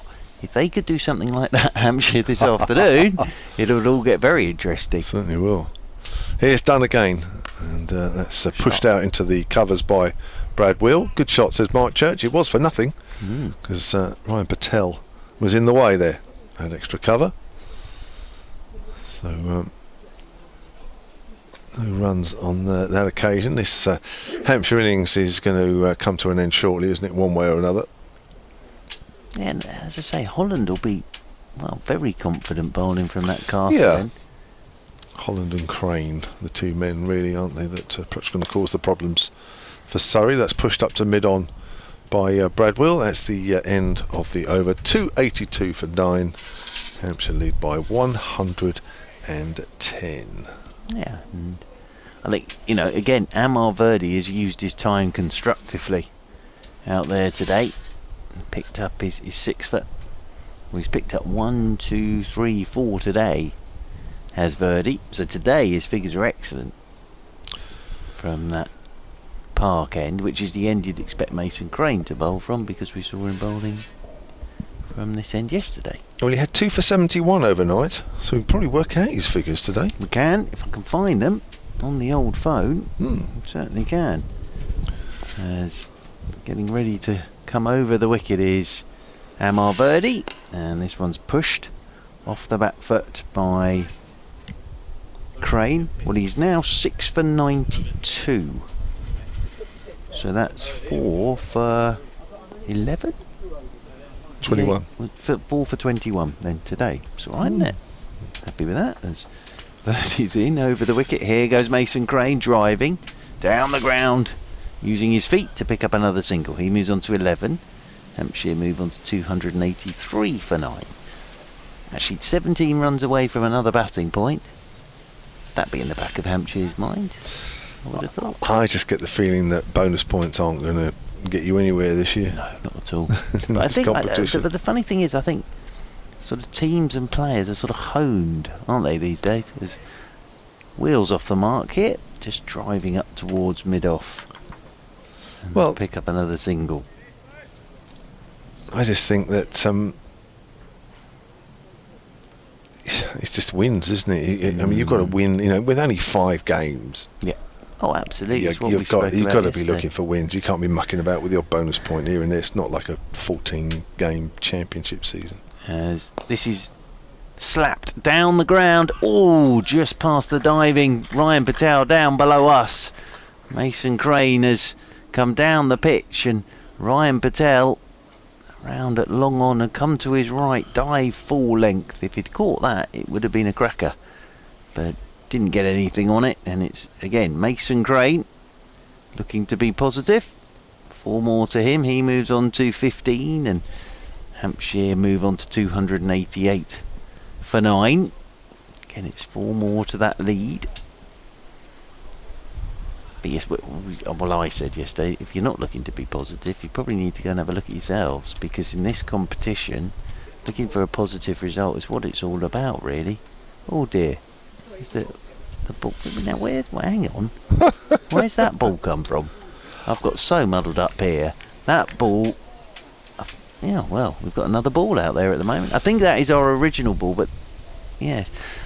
Here is Verdi coming in over the wicket, and Mason Crane cuts out towards the sweeper on the cover boundary rope, and they'll pick up 2 more. So Mason Crane enjoying himself at the moment. He moves on to 17, and Hampshire move on to 290 for 9. I'm just wondering if that was one of the balls where they've been practicing at lunchtime, and it's sort of because the embankment is actually quite overgrown, isn't it? Yeah, I think. And you've gone to look for one and found 2. Yeah, I think it was. It was like magic balls, that, wasn't it? Suddenly produced 2 balls from 1.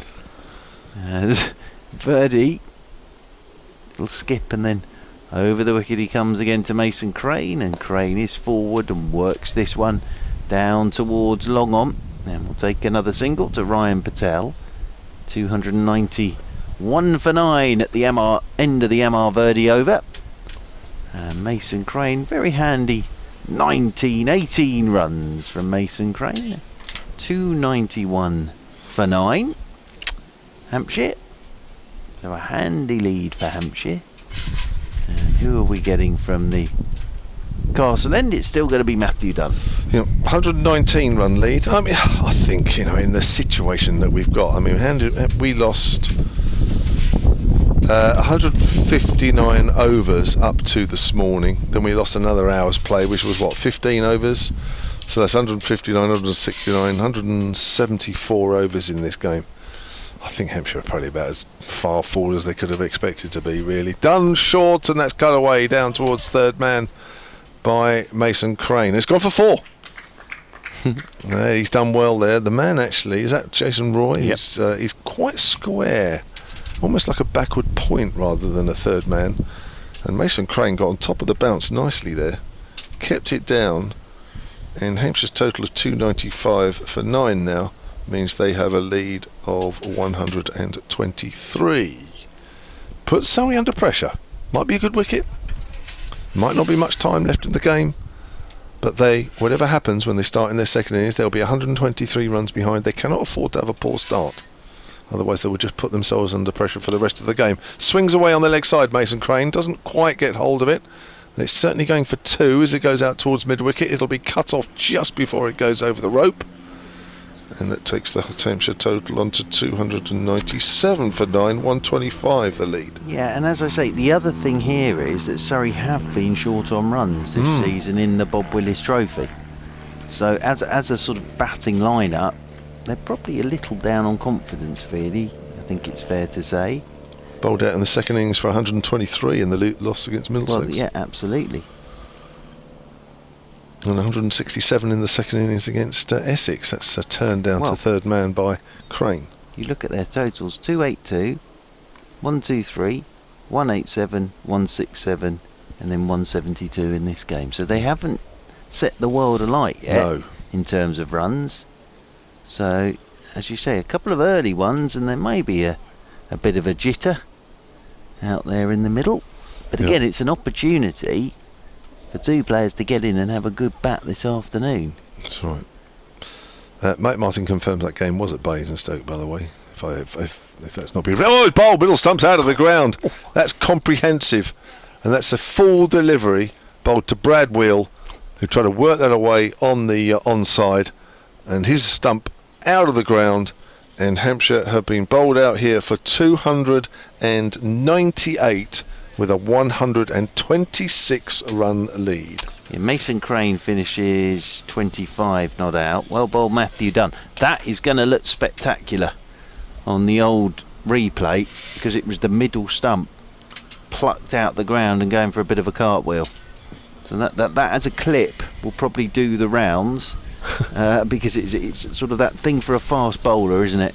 Knocking out the middle stump. But yes, well bowled Matthew Dunn, because he finishes with 3. So Matthew Dunn finishes with 3 for, and Verdi finished with 6 for 101 there. So 6 for 101 for Verdi, and 3 for Matthew Dunn, and a 126 run lead for Hampshire. And Matthew Dunn comes wandering off down below us, and there's Mornay Morcourt with a pat on the back for Amar Verdi, and a well done from Alfonso Thomas as well, I think, there for Amar Verdi. But 26 overs, 1 maiden, 6 for 101. I'll try and update the Dunn figures in a minute as well. But yes, Mason Crane, very good innings from Mason Crane. That at 25. Now it's all about, can Hampshire pick up some early wickets, and can Surrey bat the rest of today? We shall find out in a few minutes' time. Should we take a break? We will. Join us then.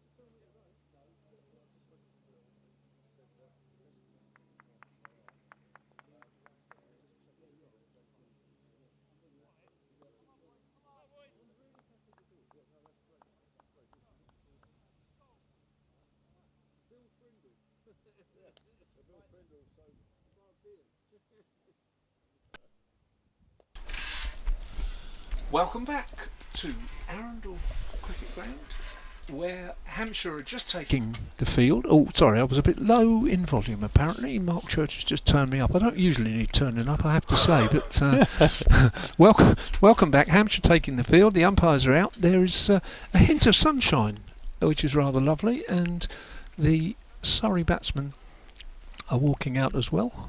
Please don't take this the wrong way, Dave Allen. I actually had to turn you on then. So don't take that the wrong way. It sounds a bit like 1967 to me, mate. Yeah, you are. You had to get the old mic going. Yeah, we did, and it will be as it was on Saturday. Brad Wheel bowling from this. What do we call this end? Park end. The park end. I was going to say the common end, but I didn't mean that. I meant common as in common land, not all the Herberts at this end.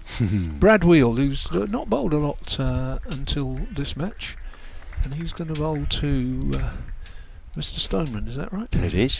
Yes. Good. And he's coming in and bowling now, and he just lets it go outside the off stump, and there's no run. 3 slips, or 2 slips and a gully, I think, actually. A point cover and mid-off on the outside. So it's a classic offside field. Really, 2 slips, gully, point cover, mid-off. On the onside, the 3 men are a mid-on, a mid-wicket, and a long leg way down by those trees that you guys were all going to chop down yesterday. I'd suggested on Saturday that what we needed to do was paint them white. But Brad Wheel comes in and bowls, and Stoneman drives back to Wheel, who fields the ball. There's no run. There's still a bit of cricket to go today. 52 overs left in the day. A lead for Hampshire of 126. So there is a lot of cricket still to be played today. The weather looks okay now. Yeah. We've got blue sky, sun's out, Yeah. so we should be all right till stumps, hopefully. Yeah. You and I thought it might be interesting to open with Mason Crane, but it's not going to happen. I'm sure that Holland will bowl from the other end. As Wheel comes in past the sawdust, which hasn't been used a great deal today, he bowls, and that's just pushed again up the pitch, and there's no run. I've had a message from Jim Daniels. He said, could I ask Kevin, but instead of asking Kevin, I'm just going to do the job myself. Paul Williams, who's known to both of us, I didn't know this, has had an operation last week and is recovering. So Paul, we hope you're listening, and our best wishes to you. I hope it all went well, and in the last 12 months I know how you feel, so get well soon, mate. Here's Brad Wheel again. He bowls, and that's not an entirely confident shot by Stoneman there. It just runs away. He eludes gully, point runs around, fields it, and there's no run.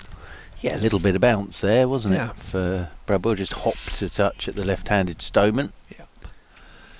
Yeah, I can't see this, for obvious reasons, this game ending in anything but a draw, but it would be quite fun in a way if 3 wickets fell quickly and we all got a bit excited. I'm sure from your point of view, Mark, you won't want too many more than absolutely. that. That would liven it up, Yeah. definitely. And again, I'll come back to the fact that Surrey haven't scored many runs this season. So if they could, Hampshire, knock a couple over early. Yeah. Here's Brad Wheel again. He bowls, and Stoneman just forward defensively quite confidently. And the other interesting thing is, if you look at this, is the 6th innings that. But I'm fascinated by Billy Taylor. We can't really see round the corner there, but it looks to me like the only spectator on the ground is walking across the sight screen or something, because he's shouting in the direction of the sight screen, asking for something. Oh, sit down, move. Everybody's waving now. Sam Northeaster's joined in. Not sure what's it would be a huge iron on a ground like this. Well, there's nobody here. There's nobody here. So whoever it is or whatever it is, it should be solved quite quickly. Unless it's the ghost of Duke of Norfolk from the times of Henry VIII or something, and he's not budging. As I say, there's nobody here. It's extraordinary, isn't it? No side has scored more than 252 against Hampshire so far this season as wheel bowls, and someone just lets that through. This being the sixth innings that Hampshire bowled, that's the end of the over. 176, 221, 252, 201, and 172. So the bowlers have been doing a very fine job. Whether they will today, we shall see. End of the over. Well, as I was saying, Surrey this season, 282, 123, 187, 167. So they've been short on runs and 172 in the first innings here. Yeah. And they're coming up against a man who took 6 for 60 in the first innings in Ian Holland. They are. Oh, that's quite good, isn't it? That in these COVID times and with nobody here, we've had somebody stop in play. How exciting. Yeah. That's a one-off. Well, Kev's just come back, so maybe it was him. Maybe it was Kevin James. So it's going to be, you went and told them. Yes. Oh, I wish I'd seen that. Ian Holland, it will be from the Castle end, 4 slips, as it's drawing me a picture. Holland is in to Ryan Patel, and it's down the leg side, none. Thank you for that, Kevin James. Yeah, thanks. Kevin James is being really useful, like you were, giving us the score, and he's just written 0 on a piece of paper. Thanks for that. After a maiden over, first up. A-star maths. Useful. So useful. Thank you for that, my friend. Yes, I thought he was trying to describe to me what had happened to stop play there, and he'd just drawn a big circle. I was trying to work out who that was. Here is Holland to Patel, and Patel is forward, pushing this back up the pitch. Ryan Patel in the long sleeve shirt out there in the middle, and Mark Stoneman in short sleeve jumper. But yeah, look, Hampshire will be giving this everything. You can hear them out there in the middle quite rightly, trying to get Ian Holland going here. Grab wheels down below us at long leg, as Holland is right arm over the wicket to Patel, and Patel turns leg side straight out towards square leg. There is no run there as Kane does the fielding. But no, it's been lovely to be here at Arundel for the 4 days. Even though the weather at times has been horrible, it has been lovely to be here at Arundel. Yeah, it is a delight, isn't it? Oh, it's a beautiful ground. And with the sun on those trees now, the range of tones and colours in those trees are fabulous. Well, they are. I said to Kevin James, I don't know a lot about trees, but those are magnificent. Yeah. As over the wicket once again comes Holland to Patel. Patel forward, pushes this one back up the pitch, and there's no run. Ryan Patel had that horrible slow dismissal in the first innings where Holland bowled the Yorker to him. He's the first one to go. He got his bat on it, head shot round. He couldn't find where the ball was, and it just rolled back slowly, hit the base of the off stump, and his off bail fell off. Yeah. Horrible way to go, that. Holland in once more over the wicket to Patel, and Patel turns leg side, wants a single, will get a single as North East does the fielding, and Surrey are up and running. Ryan Patel is off the mark, and Surrey move on to 1 without loss, and that will bring Mark Stoneman on to strike. 230, and Essex need 190 to win at Hove. They bowled Sussex out for 141, so they went. Put it past them. Yes, so good chance of doing that, I would have thought. 230, yeah. Essex know how to win games of cricket. They do. Over the wicket then comes Holland to Stoneman, and Stoneman's beaten with this one. Just pushing forward, goes past his outside edge, taken by McManus. End of a tidy first over from Ian Holland. 50 overs left today, and 1 without loss. Surrey trailing by 125. I guess the only thing you'd say about that game at Hove is that the scores so far have been Sussex has made 194 and 141. Essex 140, and they now need 90. So it's almost the biggest score, of the game batting last on the last day. So thanks JMO. He's written down 1 on his piece of paper. He's our very own Bill Frindle over there. Look at him. Thank you for that. JMO, how many runs were scored in the first over of this Surrey second innings? None. No. I'm asking you stats, you see, like Andy Zaltzman. Brad Wheel bowls, and it's just flicked off his hip there by Patel, and it runs down to very, very fine leg towards those beautiful trees for 4 runs. That will tax Kev a bit now, because the score's suddenly racing ahead. He's not going to be able to work that one out. But no, nicely put away by Ryan Patel. In the other Southern Group game, doesn't look like much will happen there, I think. Middlesex 157 ahead in the second innings with 10 wickets in hand, so I suppose they might declare at some point, but they haven't hardly got time to bowl Kent out, I would think. Brad Wheel in, right arm, fast medium. Good bounce and carry there. Lewis McManus taking that up round by his shoulder. Yeah.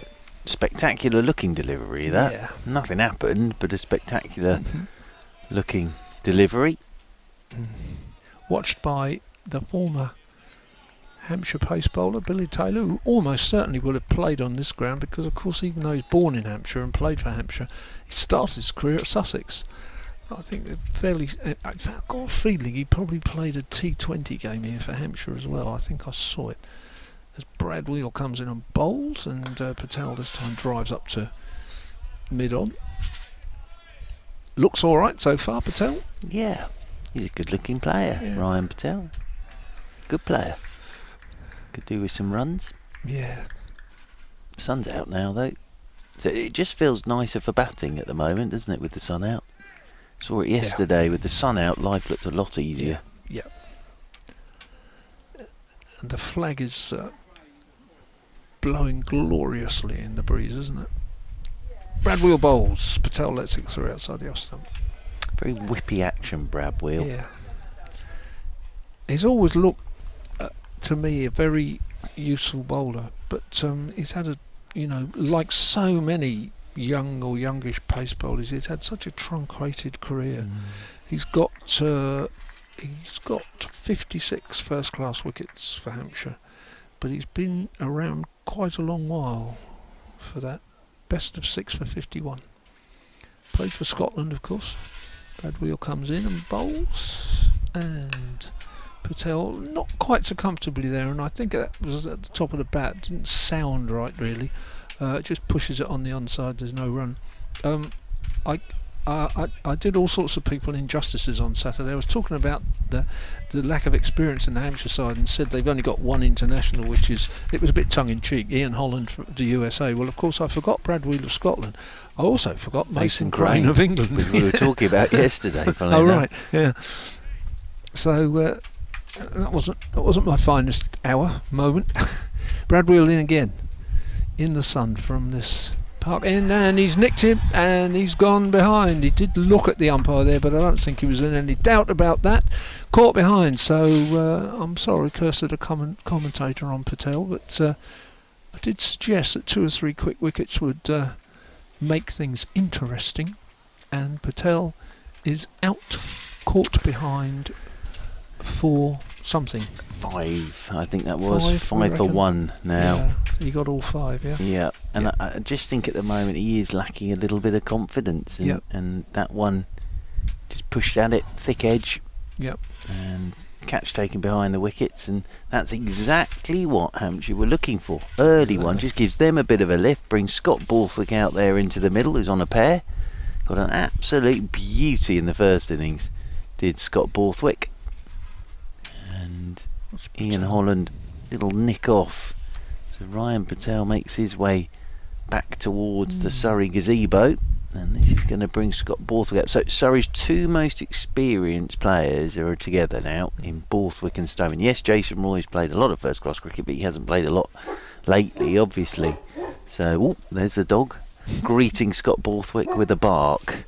That's about the only... No applause, just a dog barking for Scott Borthwick as he makes his way to the middle. I've discovered during the course of the afternoon that the dog is about to depart, or later today, departing for his first ever nautical trip across the Solent from Portsmouth to the Isle of Wight. Oh, how lovely. For a day out tomorrow with a forecast that is a bit like the worst bits of the last 3 days all day. I wouldn't want to be on a boat. No. For that, thank you. No. I used to, when I was at the University of Portsmouth, we would work with teachers down on the... it's you, sorry. It's going to be Ian Holland from the Castle End coming into Mark Stoneman, who lets this one go outside his off stump. We used to work with teachers on the Isle of Wight. In the evenings when they'd finished work, we'd go over and do sort of in-service work with them, and we'd get the catamaran, which is pretty quick, and be picked up at Ryde and taken to Newport Teachers Centre, except on those particularly wild and stormy days when all the boats except the car ferry were cancelled, and we used to have to get the car ferry. No, thank you. No, thank you. As in over the wicket once again then comes Holland, and this is left alone by Stoneman. It's good stuff this from Holland. It's good stuff this from Hampshire. Yep. Bit of pressure building. I've still never recovered from a sightseeing trip in Greece. Oh, it was horrendous. I was in tears, Dave. Oh my. I was lying on the floor. Oh my. Honestly, goodness. Captain Pugwash decided to sail his boat into a thunderstorm. Oh my. I thought that was it, to be honest with you. As waiting again is Stoneman. As in over the wicket goes Holland to him, and Stoneman just lets this one go across him. Outside is off stump. McManus tumbles away to his left. So Ryan Patel gone. Caught behind off wheel for 5. Sorry, 5 for 1. Still trailed by 121 after Hampshire today. All out for 298. 6 wickets for Amar Verdi. 3 for Matthew Dunn. 1 for Gus Atkinson, the wicket takers for Surrey. Yeah, Verdi did well, didn't he? He did. 6 for 101. Holland is into Stoneman. Stoneman again just lets this one go.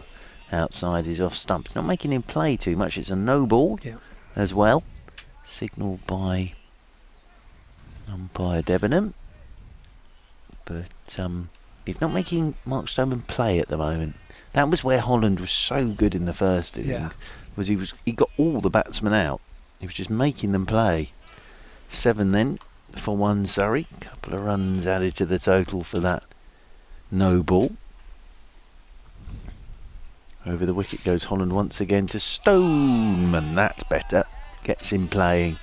Beats the edge. Stoneman down to do some guarding. I noticed that Kevin James has already given up doing his scoring after 1 over.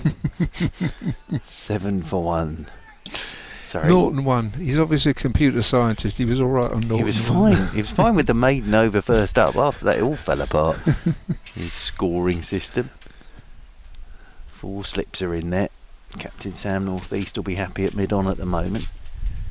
Holland is into Stoneman, and Stoneman turns this one into the leg side. Thought about the single, but there isn't one there. Very vocal out there at the moment, Hampshire, quite rightly. Borthwick comes down to do a little bit of gardening from the non-strikers. Then the flag of the Duke of Norfolk fluttering in the breeze up there on top of the castle. We learnt yesterday that those 4 squares represent 4 families. Yeah, I heard that piece. Yeah, mind you, Kevin was put under pressure to repeat the story and couldn't. As forward goes Stoneman. Oh, he's dropped. Yeah, dropped. Mark Stoneman. He's pushed forward. He's pushed hard at that thick edge. I just wonder if that did get to the second slip. The reaction was straight in and straight out, and it's Weatherly in there.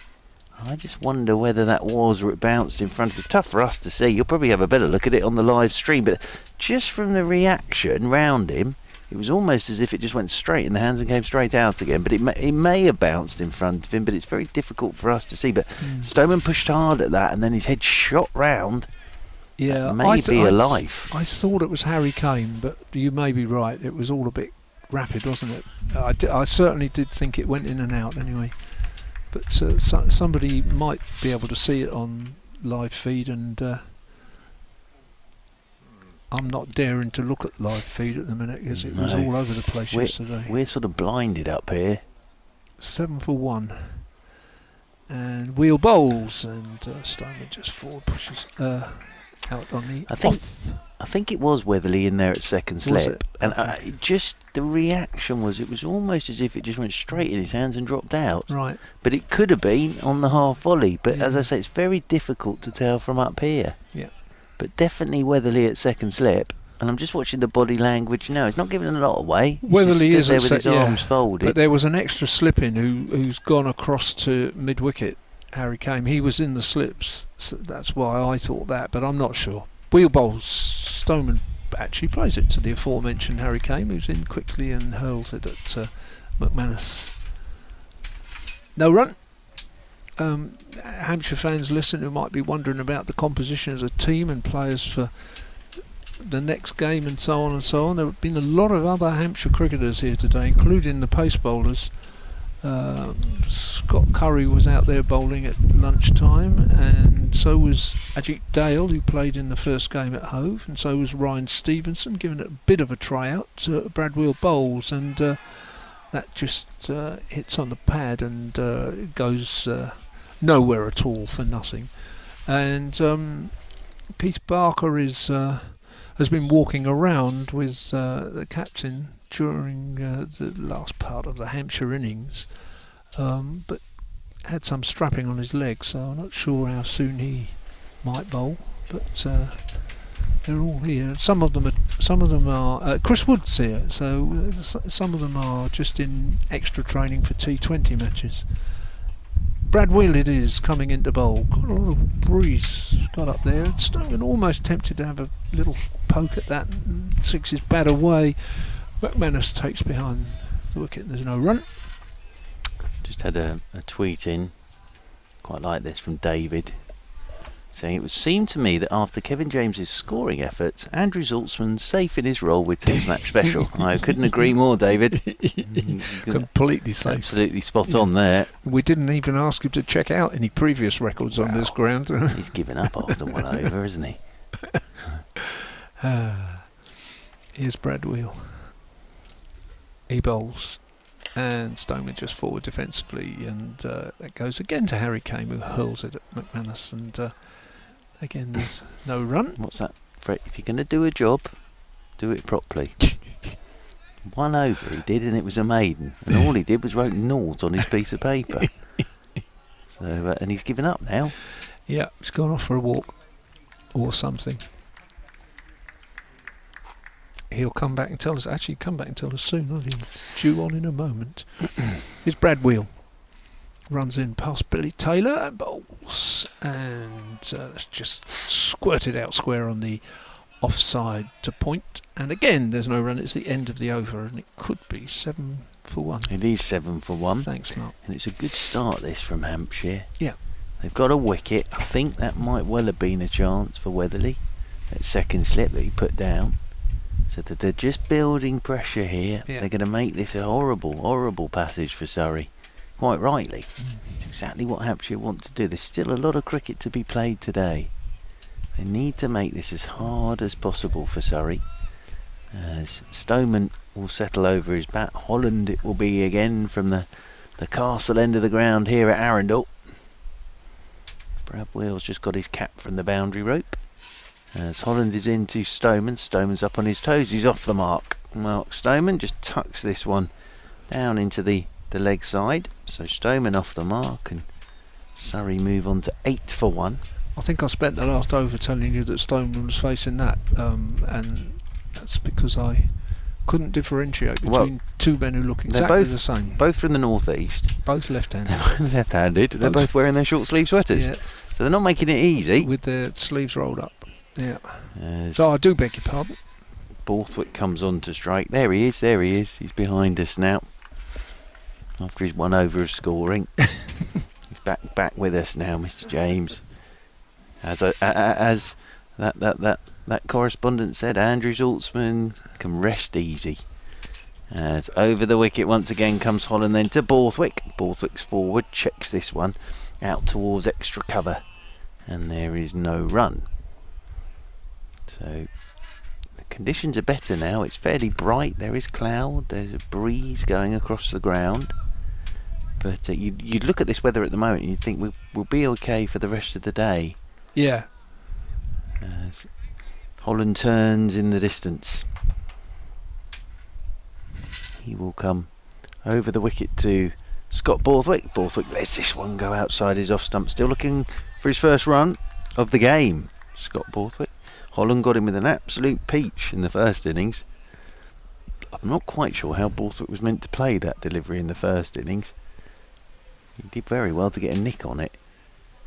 Holland will be searching again for one of those. It was lively, wasn't it? It was just a terrific delivery. Borthwick waits again now. Knees bent, bat raised as Holland's into him and Borthwick forward. This one squirts away out towards cover point and there is no run. We're going to have a bit of a change around here. So Mr. Allen is going to vacate to my right to allow Mr. James in, and then Mr. Allen will take over from me at the end of this over.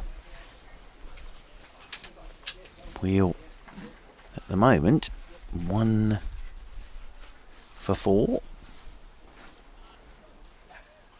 At the moment Holland yet to pick up a wicket's also conceded 4 as he's in, and up on his toes goes Borthwick and pushes solidly straight back up the pitch. We think that Stoneman had a life before he got off the mark. So all happening out there in the middle here at Arundel. The one thing we don't need now is any rain. That would really scupper anything dramatic happening. Borthwick waits over his bat once more as Holland will come striding in over the wicket to Scott Borthwick, and Borthwick turns this one leg side straight into mid-wicket. That's the end of the over, that's the end of me. Kevin James to pick up commentary with Surrey. 8 for 1. Thank you very much. Mr. Church back in half an hour's time. So Surrey, a bit of work to do here to make sure that they're not out of the game, and also try and keep away from that dog. Fortunately that dog won't be here next week, which I for one will not be disappointed about. Anyway, hey ho. It's going to be Mark Stoneman to face the next over from Brad Wheel. Runs away from us and bowls, and Stoneman pushes that up to mid-on. Actually, the bowler picks it up as it makes its way around to that area, and there is no run. I've worked out how to differentiate the two left-handed batsmen who look absolutely identical with no authentication on them, which is that Borthwick has got dark straps on his pads. It's the only distinction I can make this distance. I'm glad you've worked that out, because I must admit, well, just before I came on commentary I was trying to work it out myself. They look so similar, don't they? Stoneman on strike though, that's for sure, as he works that away square on the leg side. That's a lovely piece of timing, and that could be going all the way, or is that going to be cut off? It's caught off right on the rope, and I'll only pick up 2 there. Not sure who that is all the way down there. Is it Scriven? I think, do you know what, that was my guess. Didn't want to say it. Well done, Dave. Yeah, I think it is. He's quick. I'm better on the Hampshire fielders than the Surrey batsmen. Yeah. So 2 runs to the Surrey total. That takes the total on to 10, I think it is, as Wheel comes in again. Stoneman on the back foot pushes that out just in front of square on the offside, and there is no run. Yes, I think 10. Yeah, I think you're right. Stoneman has 3 now. I love the camera angle. If you're looking at the live stream, the camera angle from the tree to our right just makes the outfield look so grey. It's strange, isn't it? And looks as though there hasn't been any rain here for about 5 months, whereas of course we all know better with the amount of time. I think nearly 170 overs we lost in this game, somewhere around there. A lot. Here's Brad Wheel again then to Stoneman, and Stoneman leaves alone outside the off stump. A lot of rain. I don't know what the forecast is for next week's game against Essex is here. It's okay. The long-term-ish weakish forecast. Tomorrow looks to be an absolute nightmare, not worth going anywhere or doing anything. No cricket tomorrow.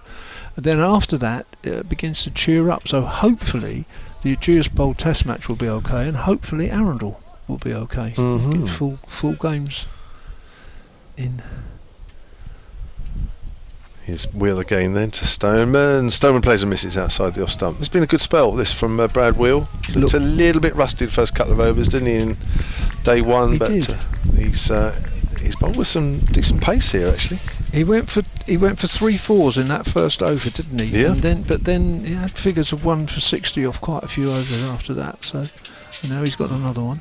Yeah, he's looked all right. He's always looked all right to me. It's just that he's missed so much cricket through injury. Yeah, he has. You've always looked at him and thought he could be a good bowler. This guy. You know? Yes, I agree.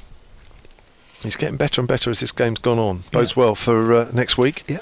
Stoneman edges, and he's caught first slip. Oh, and he deserves that, does Brad Wheel. And Stoneman goes for 3. And Surrey are in trouble here at 10 for 2. Remember, they started the innings behind by 126. Yeah. Mark and I were talking, and I said to him, I wish ill on him and Surrey particularly, but I said, look like this is going to be a draw. 3 quick wickets would just get everybody interested, and we had 2 on. It's also going to be easier now to distinguish between the batsmen. Yes, so goodbye, Mr. Stoneman. Thank you. Yes, that's a relief for us, as if we haven't got enough to worry about with no scoreboards to look at, and the 4G and Wi-Fi not great. I promised I wouldn't go on too much, but that's. But I was making the point as well that the highest total against Hampshire this season in the previous 5 innings is 252. Our bowlers have functioned very well this season. Yep. That's one thing's for sure. No Keith Barker. He's been bowling well. Yes. Since the start of the Bob Willis Trophy. He's injured. Yes, he's here, isn't he? But he's strapped up. Yeah, he was hobbling around. He was. Will Jacks is the new batsman for Surrey. The 21-year-old Surrey lad. In the first innings, Will Jacks was LBW to Will for 4. So good start made by Hampshire. Yeah. David Collicott, I don't know if you've mentioned these, so apologies if that's already been tweeted. At Sonnet Sport, he says, Kevin James seems to be working on the same principle that even a broken clock is correct twice a day. Thanks, David. Love you too. He also says, hoping that Mark Church wasn't eaten alive by the Arundel attack dog after that last commentary stint. Now, he's only in the next 10 here. It's Holland to bowl. And Borthwick, who's still sweating a little bit on a pair here, just plays that up to mid-on, and there's no run. You got some more there? No, I think a couple of those have been read out, so I won't. Okay. They're not very complimentary towards me, so I certainly won't be reading them. Ian Holland's got 3 slips to the gully. There's a man at point as well. And mid-off, mid-on, mid-wicket, long leg. Peter Such walks around. Holland bowls. Borthwick forward. Defensively, no run. I noticed entirely by chance yesterday, I was checking something else out at the time, entirely by chance that Peter Such was the last man to dismiss Mark Nicholas in a first-class match. Was he? Yeah. Former Hampshire captain, in his last game. Yeah. Which I think you probably played in, I can't quite remember. Probably. Yeah. Where was it at? Oh, Southampton. Oh, yeah, was it? I think right, it was, right. yeah. Yeah. Here's Ian Holland again, running in past umpire Debenham, and Borthwick just plays carefully to cover. No reason for Surrey to do anything in this game now than back carefully all the way through. They would hope to an early close, but Hampshire will have other ideas. There is a patch of blue sky up there now, clouds racing across. We could ask Peter Such in a minute, see if he remembers. Do you remember that ball he got Mark Nicholas with? Mark will remember it. It's Ian Holland, he bowls outside the off stump, lets it go through to keeper McManus. I just noticed that Liam Dawson has tweeted recently. He's obviously had his operation, ruptured Achilles. Hampshire Cricket have just retweeted his tweet, and I've just retweeted that with a comment as well. So seeing you in the commentary box, Liam. He'll be joining us for the T20 home games. Good luck, Liam. Hope it recovers rapidly. Ian Holland bowls. Borthwick forward defensively. There's no run. I heard a rumour that the England white ball squad was being announced today. Do we know about that? Well, I only knew about it because you said. Oh. Okay. I can find out, Dave. I'll tell you why I think because at one point yesterday when you weren't playing, I was listening to Don Topley on commentary from Hove, and he was talking about Gosh, you must have been bored. Yeah. He was talking about Reese, and he said something about it there. Holland bowls, and Borthwick gets it off his hip. It goes out towards square leg. There's a race to try and cut it off, which will be unsuccessful, and Borthwick is not only off his pair, he's scored 4 runs in doing so, and that's the end of that over.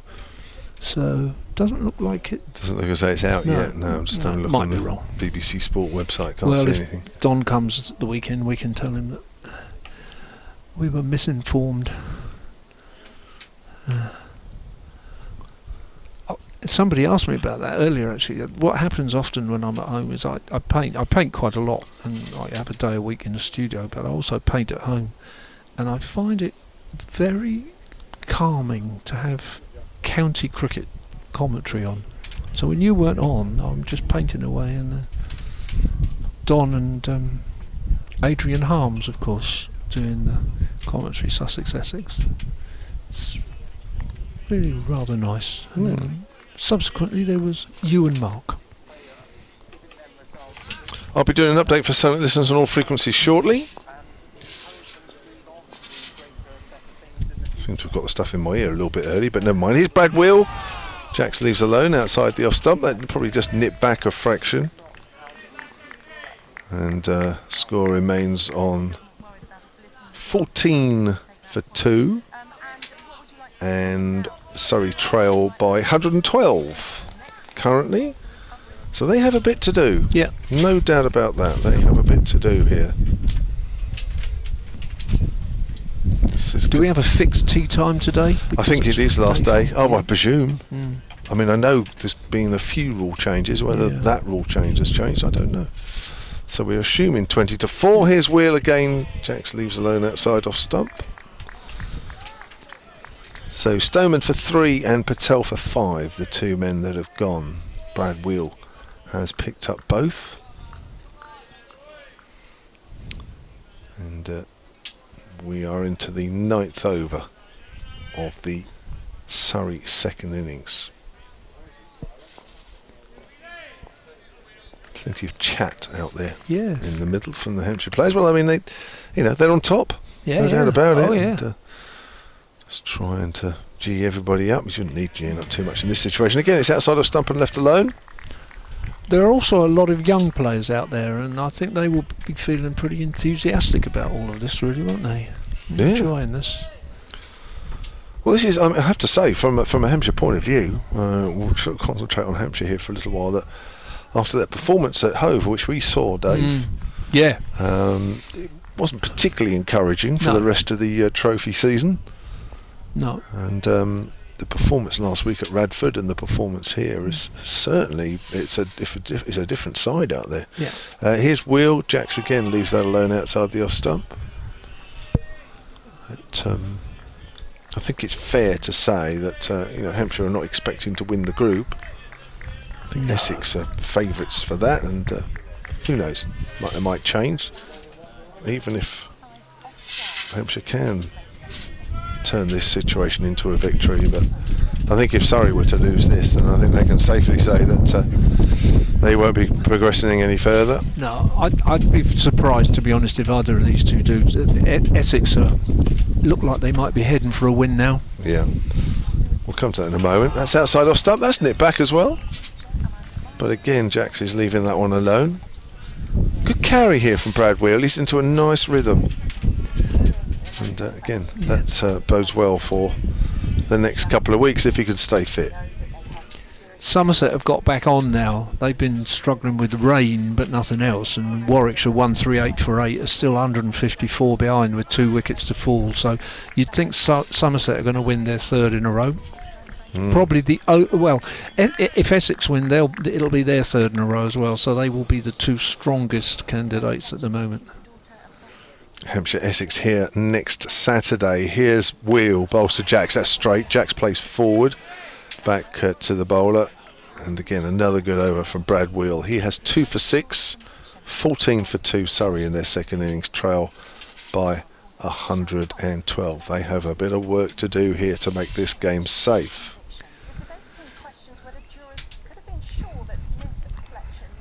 So, do you want to keep going? I'll keep going. Yeah, I'll keep going because they're going to come to me in a moment, so I can hear them in my ear. It'll be very shortly. So, I will keep going, Dave, until then. Yeah. And then you can take over the minute I finish my report.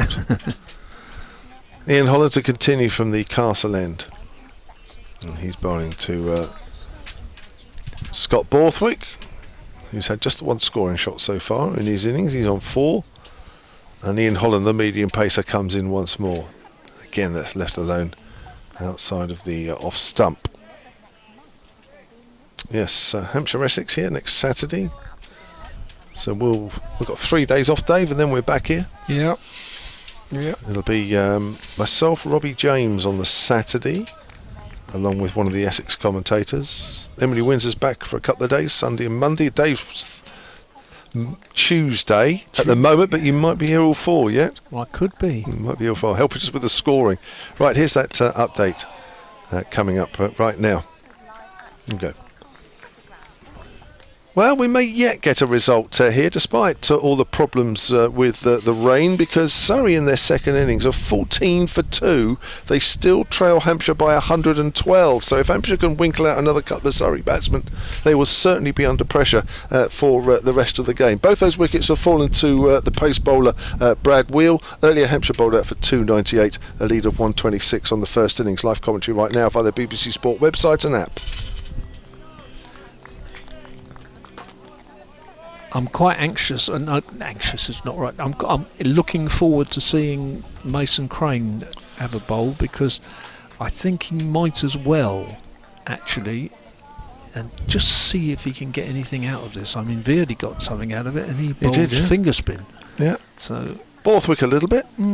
You'd fancy that he might. I'll finish this over, Dave, then you can do the next one. How's that? Holland with 0 for 8 to his name has bowled, and there's a quick signal out on the offside. Stoneman, just as I'm sure that he's aware, sorry, Borthwick is aware that you just need to keep the scoreboard ticking along. It might be the only odd single here and there, but that's still quite important. Yeah. I wonder about Fuller. He got dispatched very quickly by a skipper, didn't he, on Saturday? Bowled a maiden over and then went for 17. Yes. And then that was it, thank you very much. And he's been opening the bowling, but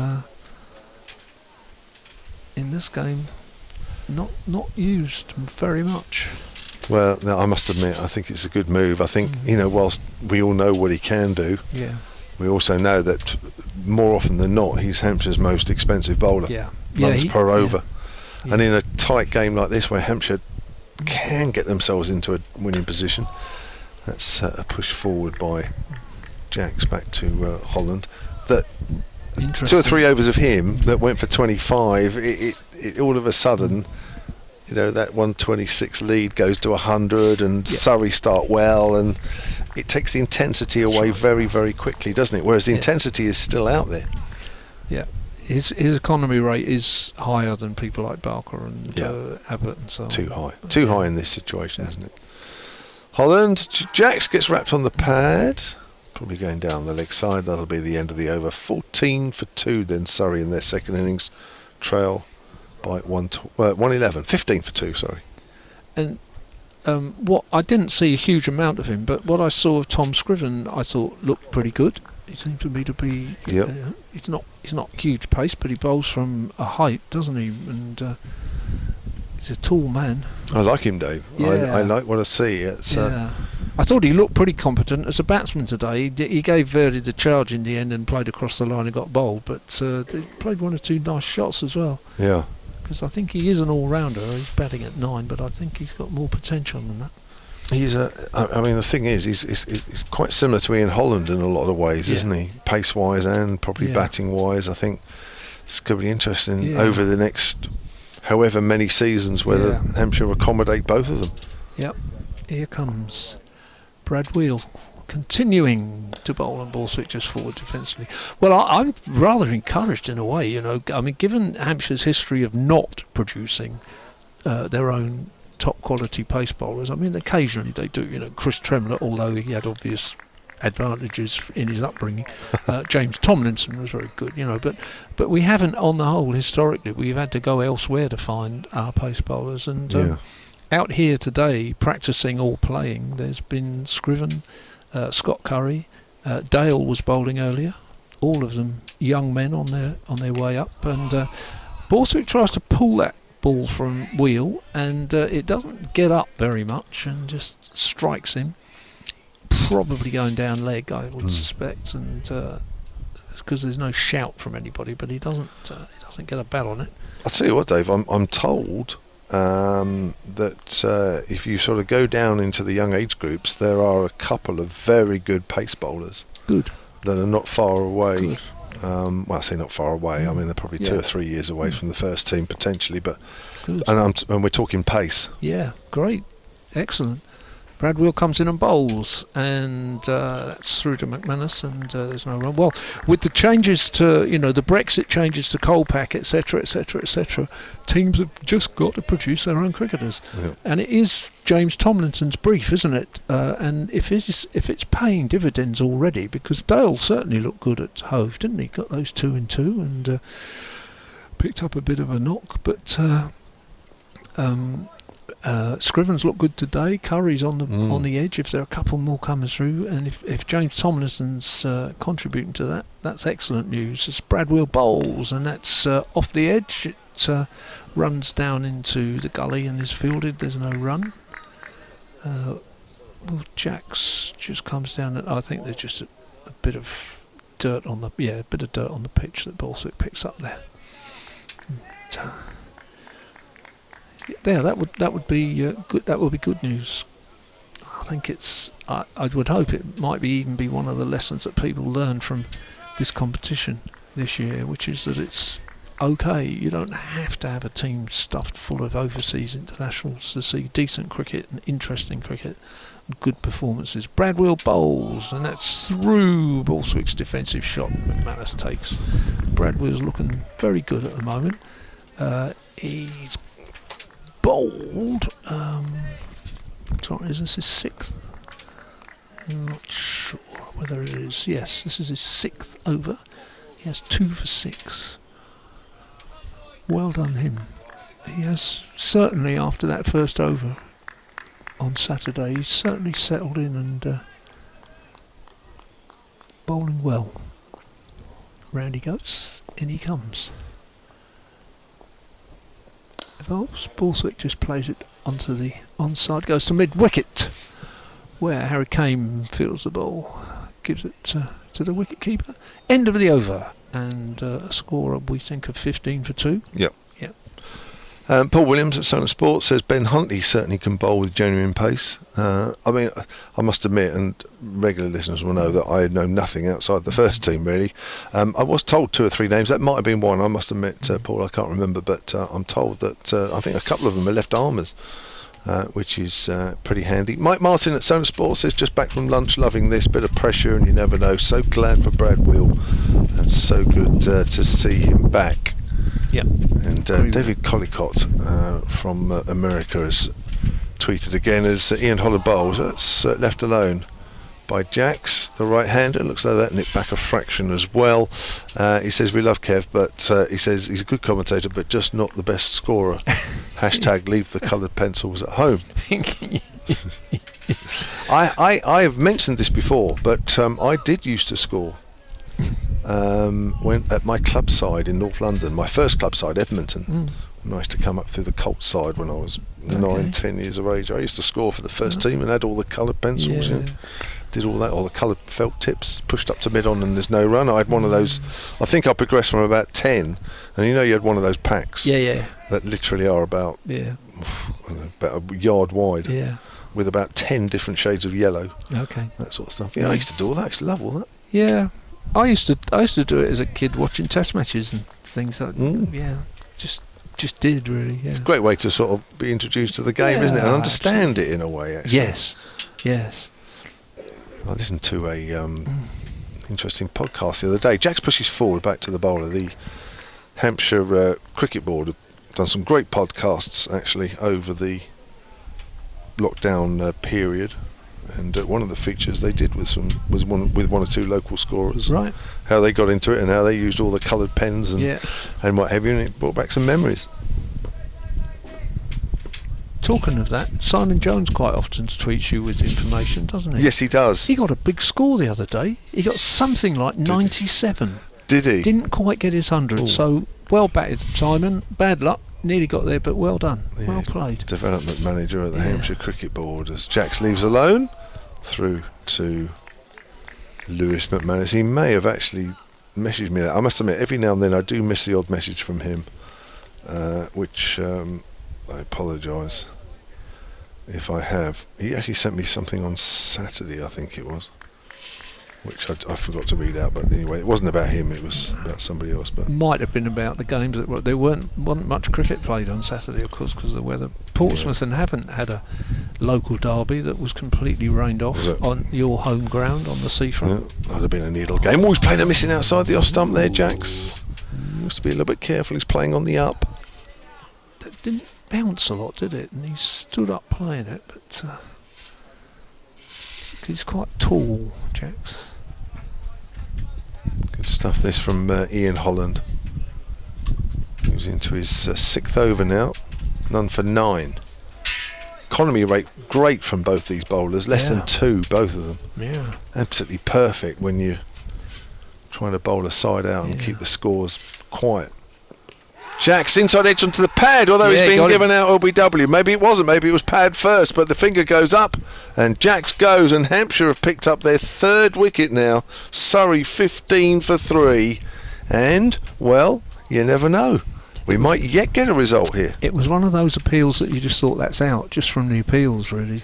Just everybody was convinced. Well, I said at the start, 3 quick wickets and it'll all be a bit exciting, even if it still looks like a draw, but it's not impossible. I'm not sure how many more overs there are now. They're about 40. Did we say 52 at the start, was it? I think it was about 52, yeah. So you're about right, 40, Dave, yeah. So 7 wickets in 40 overs is not impossible by any means. Very interesting indeed. Jax goes for no score. 5 Patel, 3 Stoneman and Will Jax for a duck.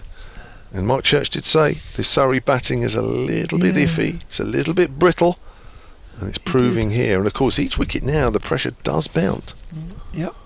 Jason Roy has certainly got the ability and the experience to do something about it, and indeed so has Scott Paulsworth come in. This is a pretty experienced pair, but a bit of pressure, and Hampshire will be bubbling, won't they? They'll be absolutely excited about this. Well, we worried, didn't we, that hour's worth of rain this morning, Yeah. which took literally half the session Yeah. of the morning session. We thought, well, even half a chance of getting any sort of result has just been ruined, but not so, it would appear at the moment. I think Adi Birrell will be very encouraged by a lot of what's happened in this game so far. I mean, to be fair, I mean, half a Hampshire team beat Middlesex last week in a close game. I know it wasn't great against Sussex, but here they're outplaying Surrey. Yeah. It's Brad Wheel bowls, and it's through Borthwick's defensive stroke. You've got to imagine. We are commentating while the bowlers at this park end. We're commentating from a wideish long off, But you've got to imagine that that's just doing a bit in the air, haven't you? Well, you would think so, yeah. Just maybe a little bit of nip off the pitch as well. The poor live stream, I think they've got a problem with one of their cameras, so you're not actually seeing. In fact, you're seeing more of an angle that we're seeing. Oh yeah, is that all there is now? I think that's it. Yeah, I'm having a few problems with the camera behind the arm. Bowls again, and just pushes it, squeezes it out to gully, and there's no run. In this group, the interesting game is the one down at Hove between Essex and Sussex. Well, it's not the only interesting one, but the one that might hint at where the group as a whole is going. So Essex chasing 196, I think. Yeah, 196. They are now 53 for 2. So it's not straightforward for them. No side has reached 200 in that game, and they've got to get almost there as Wheel Bowls. That's played crisply to mid-wicket, but there's no run. Builder by Kane. I've just seen a tweet, raining at Edgbaston, Warwickshire, Somerset. So the players are off. Oh yeah, it says they've taken tea there, 140 for 8. Ian East at Sunday Sport says Ian Holland is becoming very useful. Bowling a bit like Dimmy Mascarenhas, opening the bowling with awkward medium pace that is accurate and just does enough to worry the batsman. Wow, if he's another Dimmy Mascarenhas, we'll take that. Yeah, that'll be all right. Here's Brad Wheel. He bowls. Borthwick looks to leave that ball alone, and it just comes back at him and hits him on the pad. It's too high, and possibly if it was doing that, it was also going down leg side, but it just has him in a bit of trouble again, and Borthwick comes up and suspiciously prods the pitch. So this is not easy at all, and in fact it's not been that easy for batsmen all day, has it? It's been a lot of wickets fell today. Well, the only period though it looked lovely for batting was the Allsop North East partnership yesterday afternoon. Yeah, Wheel Bowls, Borthwick leaves alone, goes through the keeper, no run.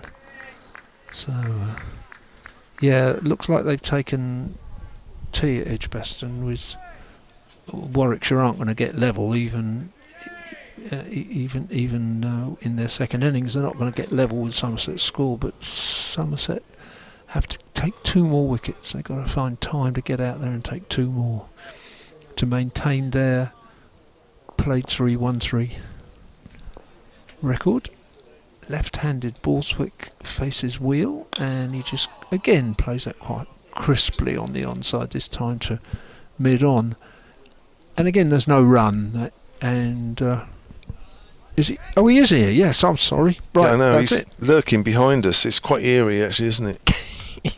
I mean, he's got all the pitch to be on, and he's right behind us, almost out of vision, isn't he? I think he deliberately tries to keep out of vision, Dave. As long as he's behind us, I'm all right. That's really. right. Thanks very much, Dave Allen. He'll be around after tea. Might get even more exciting after tea. Dave Allen might get even more excited, which is a slight worry. This game is certainly not over yet. 15 for 3, Surrey in their second innings. And Dave's just made that dog bark again. Trailing by 111. Work to do here for Surrey. And if Hampshire are to get close, even close to a win, there's much work to do yet. So plenty of cricket left between now and the end. Welcome back, Mark Church. Thank you very much indeed, Kevin James. Yeah, never thought this would be straightforward for Surrey with the way their batting's been this season. And they need some runs from this man, Jason Roy. Certainly do. Here's Holland to Roy, and Roy just tickles that down to a fine leg, so he's off the mark. I think, off the top of my head, I know he was out LBW without playing a shot to Ian Holland, but he made 4 in the first innings, so something in the back of my mind said he made 0, but he didn't. Well, he's almost playing on instinct at the moment, in the fact that his last red ball game before this game was the test match at Old Trafford against Australia in the Ashes. But Surrey need him to stick around for a bit here. It's just that Surrey this season with the batting, that they haven't put partnerships together. Borthwick facing again.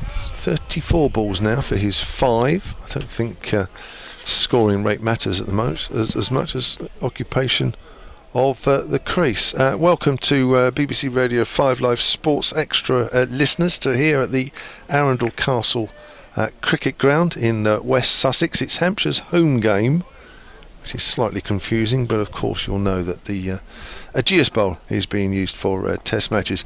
This game is still going. We weren't sure it would be with all the rain that we've had, but Surrey have got work to do as Holland bowls to the left-hander Borthwick, who plays that out on the onside, and there is no run because at the moment Surrey are 15 for 3 in their second innings. They still trail Hampshire by 111. Patel for 5, Stoneman for 3, and Jacks for no score are the 3 men out. And where we thought the Hampshire's first innings lead of 126 should be no problem for Surrey to play out the day, is not proving that way, Mark Church. Not at all, and as I was just saying there, Surrey have been very short on runs in this competition this season, so losing 3 already, it just puts a few jitters under the gazebo away to our right where they're sat, Surrey, here at Arundel. And Jason Roy down there at the non-strikers end, first red ball game since that test match against Australia at Old Trafford last summer. So he hasn't had much red ball practice, Jason Roy. No. Here's Holland from the castle end to Borthwick outside the off stump, and Borthwick leaves alone. What's been impressive here though from Hampshire, it was Holland who did the damage in the first innings with 6 for 60, but it was Wheel who knocked over the top 2 in this second innings, and now Holland's just come up with the wicket of Will Jacks. So they've sort of worked well together, but we're expecting to see a bit of Mason Crane as well at some point, but these 2 opening bowlers have done a very good job so far for Hampshire to put Surrey under pressure. Certainly have. We're in the 13th over of this second innings. Again, it's outside off stump. The scoring rate is just about ticking over, but Hampshire have kept it very tight and making sure that every one of those 126 runs that they led on the first innings is making it count and making Surrey work very hard. We've lost close to 170 overs in total over the 4 days at this ground. You would think on a wicket which normally plays pretty well and has done really in this game, that would make it almost impossible to get a result. But at the moment, you have to say, a result is on. Well, the trouble for Surrey started on day 1. In the overs that we had on day 1, they went to stumps at 79 for 5, Surrey, and all out for 172. And then Hampshire all out for 298 today. Amar Verdi with a 6 for Sam North East, 81. Nice innings from Tom Alsop as well. Alsop making 87. And Wheel it is, who continues from the park end. Shot from Jason Roy, driving down the ground, and straight away you can see he's faced 2 balls, Jason Roy, and he's come out and he's looking to be positive. And that one is a typical Jason Roy shot, straight down the ground, punch drive, whistles away for 4 runs, takes Jason Roy on to 5, and Surrey will move on to 20 for 3. Yeah, a couple of hours of Jason Roy, and that would be that. But this is going to be playing on instinct here, Jason Roy. As I say, hasn't seen a red ball. Did in the first innings, let it go. Didn't play a shot, was out LBW. Here he's forward. Is that hit bat or pad first? Ooh, well, umpire Billy Taylor had a look. Got a stride in. The question was that bat or pad first? And it was bat, according to umpire Billy Taylor. Good stuff from Wheel again. Jason Roy wanders off towards square leg. He's got plenty of company out there. Jason Roy. 4 slips. Gully. All waiting for something.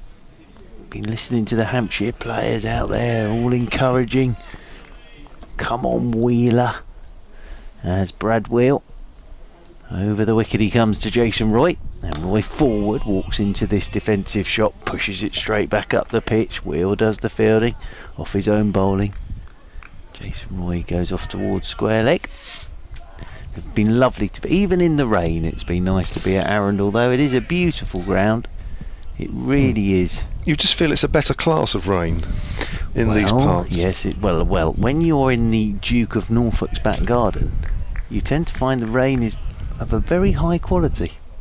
As Wheel over the wicket he comes once again to Roy, and Roy drives again down the ground. Sam Northeast tumbles away to his left to do the fielding, and there is no run. But again, it's Jason Roy looking to be positive here at the moment. You can see the flag of the Duke of Norfolk there on the flagpole in the distance. And for listeners on BBC Radio 5 Live Sports Extra, we've worked out that the quartered flag is the 4 families for the Duke of Norfolk here at Arundel.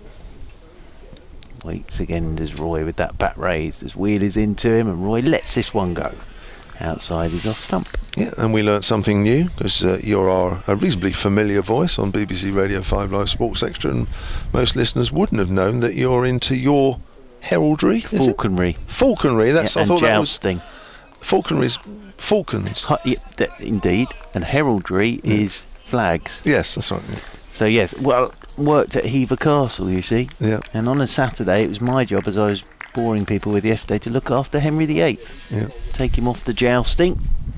As over the wicket once again comes Wheel, and that one's nipped back. He's played that pretty well, actually, Jason Roy. Just nipped back at him, but because he was getting down the pitch, he just managed to drop a hand on that and turn it into the leg side for a single. Good over though from Wheel. It's interesting stuff this at the moment. Surrey battling 21 for 3.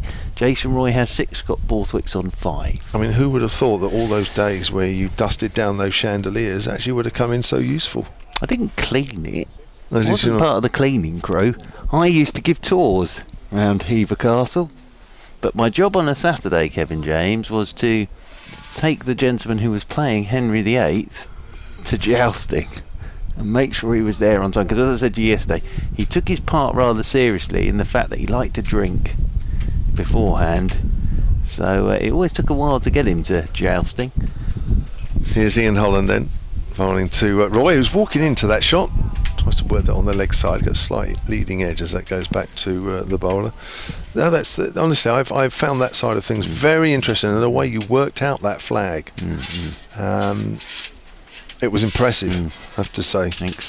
Who's the guy, the history guy on the BBC? Snow, Peter Snow. Yeah. I think you should be alongside him. Glenn Dutfield at Sunderland Sports says, I'm thoroughly enjoying a lazy afternoon listening to and viewing this match. Yes, you can watch it on the club feed. Here's Holland again. Roy works that to mid-wicket. Can't find the gap, no run. I started scoring as a 7-year-old. We were talking about scoring earlier and what have you. That's how I started out as well. Watching TV and using mum's knitting needle row counter. Ooh. I wonder how many people, I wonder if umpires use that now. That's quite a handy piece of kit, those row counters. Yes. Don't worry about the pebbles or the coins. They're quite useful. But you can't find those around too much. No. Yeah. Get a nice jumper at the end of it. Here's Roy's on the back foot, cracks that through the covers. That's going to be 4 runs.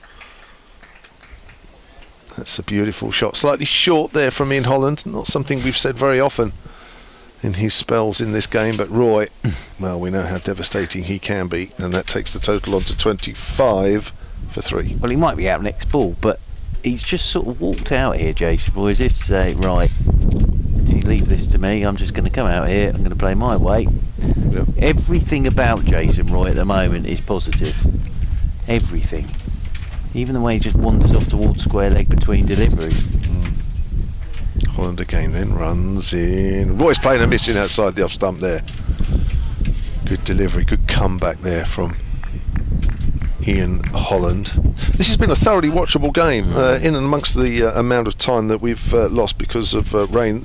For Arundel, which is not known for producing exciting cricket, it's not really that sort of wicket. It's a good batting wicket, but not a lot of pace. Bowlers have to work hard. We saw Morney Morkel running in, didn't we? Absolutely racing him. I probably haven't seen him do that for a couple of seasons. But apart from the bounce which you usually get from him, which you expect, there wasn't a lot there for him. You have to work hard, and yet this game has moved rapidly forward in the time that we've had watching the players out there in the middle. Holland was just about to bowl then and stopped at his run-up. But he's back at the top of his mark again at the far end of the ground.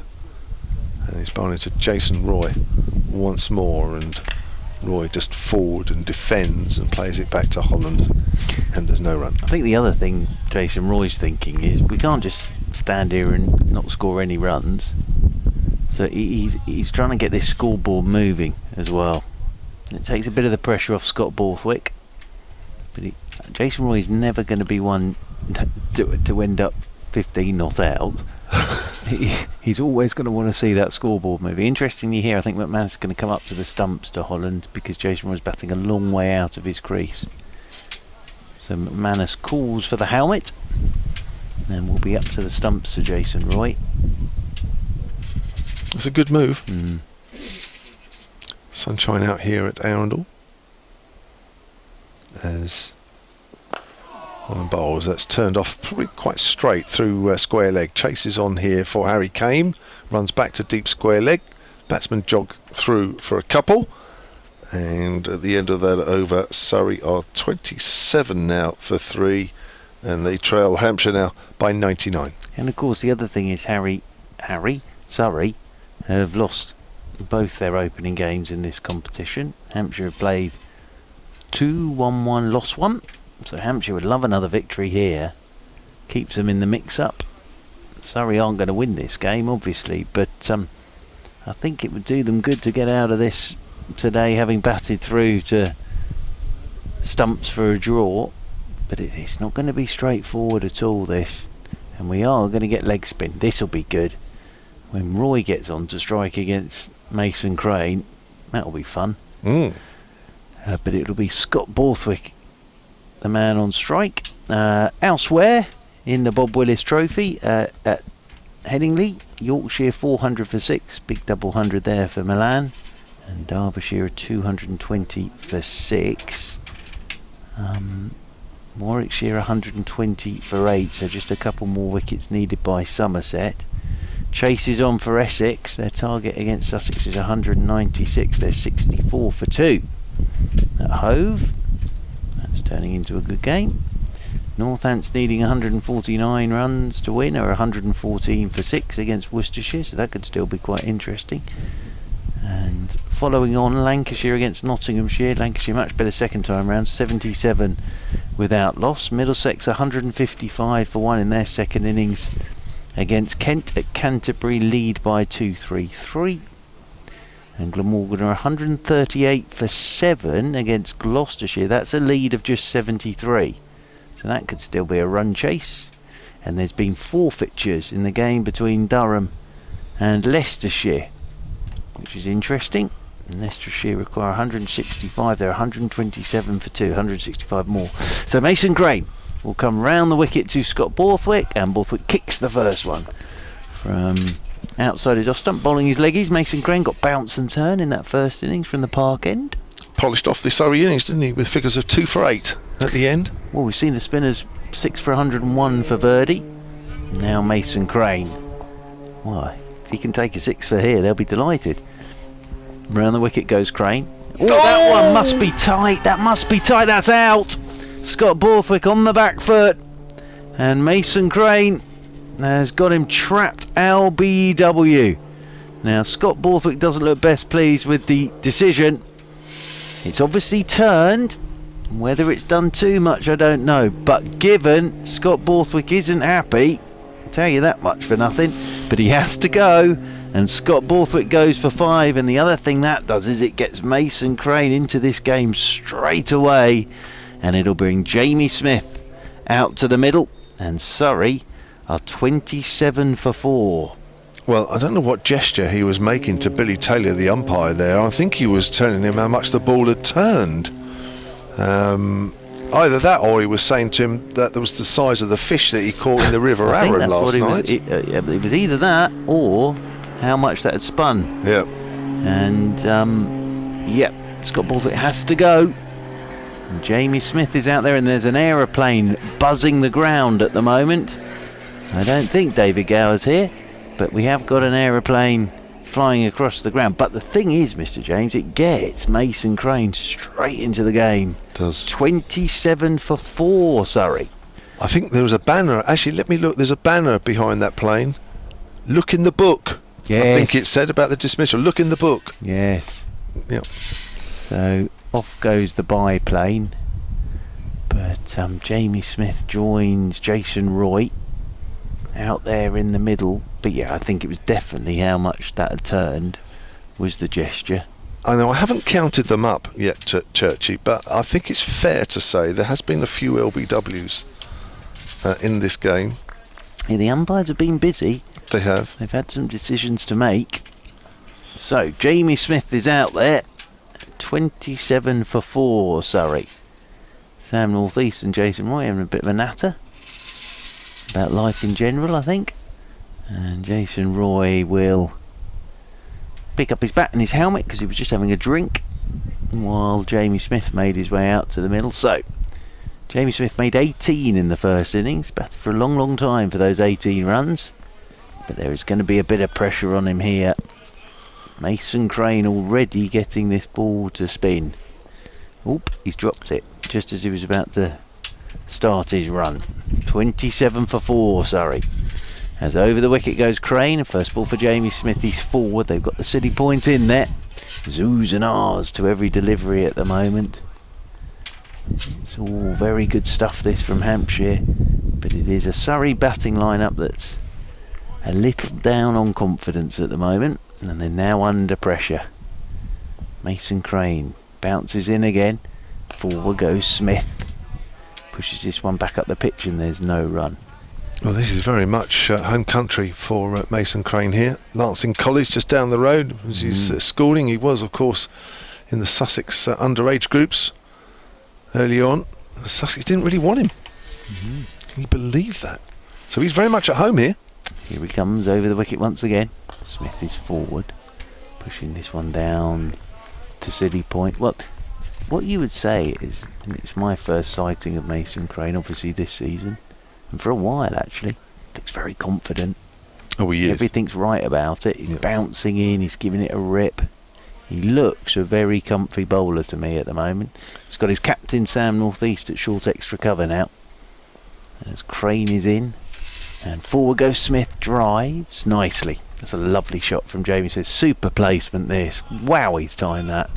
What a lovely way to get off the mark from Jamie Smith. And Jamie Smith is a very talented young batsman. That is a lovely way to get started. But it's a very good first over from Mason Crane. And here on BBC Radio 5 Live Sports Extra, BBC Solent, BBC London, Surrey are 31 for 4. That means they still trail by 95. Correct. Now this will probably be the last over before tea. Ooh, haven't got my watch. I would have thought. I'm sure the Bob Willis Trophy rules are still the same 3:40 as regards the last day of championship matches, where tees is fixed. So 6 balls here for Surrey to make sure that they don't lose any more wickets than the 4. They'll be disappointed to have lost that many even up to tea, but they certainly don't want to lose another one now, otherwise it'll be a very tricky last session. Royce forward to Ian Holland, pushes that out into the covers, and there's no run. We've done terrifically well to get to this situation, whether you're on the wrong end of this or the right end of this, for to lost as amount of cricket that we have, and even lose another hour this morning where we were thinking we need to be playing all day. That's very low. Is that plane? Oh, it's a Spitfire. Do you know what? I didn't want to say that, but it does look like one, doesn't it? That's very low over the ground. Holland bowls. Roy off the back foot, cracks it up to mid-off. Good diving stop. That'll be Sam North East there. Oh, that was exciting. It was, wasn't it? Yeah, well, you look at Surrey's totals this season in the Bob Willis Trophy: 282, 123, 187, 167 and 172. So they've been short of runs. They are. Holland at the top of his mark once more. Has 1 for 16 so far, the Hampshire all-rounder, to go with his 6 wickets in the first innings. Bowls, and Roy gets wrapped on the pad. It goes down the leg side, going very fine, making its way to the boundary. It'll be picked up just inside. They'll come through for 2. I think the umpire at the far end, Ben Debenham, is going to signal leg byes. Yes, he does. So that takes the Surrey total on to 33 for 4, and they trail Hampshire by 93. Yes, and again, Jason Roy having to be careful because McManus is up to the stumps. Mm-hmm. Just having to be a little careful. See Laurie Evans there under the gazebo, the next man in. He played nicely in the first innings, didn't he? Whoa. Roy's cracking that away on the back foot, but straight to cover. My word, that went quickly. I think that's Felix Organ. My word, an inch either side of him, that was 4. That was hit so well. Quick bat speed there from Jason Roy. Yeah, 62 in the first innings for Laurie Evans. He plays 65, apologies. beautiful drives, wasn't It they? is, yeah. Beautiful drives. Him and Sam Northeast and Tom Alsop through the 3 top innings in this game by a long way. Roy's well forward, plays that up to mid-on, getting a good piece of fielding. Roy, even in defence, times the ball beautifully, do you doesn't know he? what I mean? He's just walked out there, Yeah. and it's like, I'm going to do everything I'm doing here is absolutely positive. Well, for those people that say he doesn't play red ball very well, he has a decent average of 36 in first class. Just doesn't play a lot of it. Yeah. It's just that in one-day internationals he averages 41, which is quite incredible. Finds the gap on the leg side as he turns that ball away from Ian Holland. Just a single though. That takes the total to 34 for 4. 92 the difference between the two sides, and that is tea here at Arundel.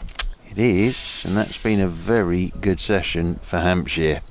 4 wickets, 34 for 4. Stoneman the first to go.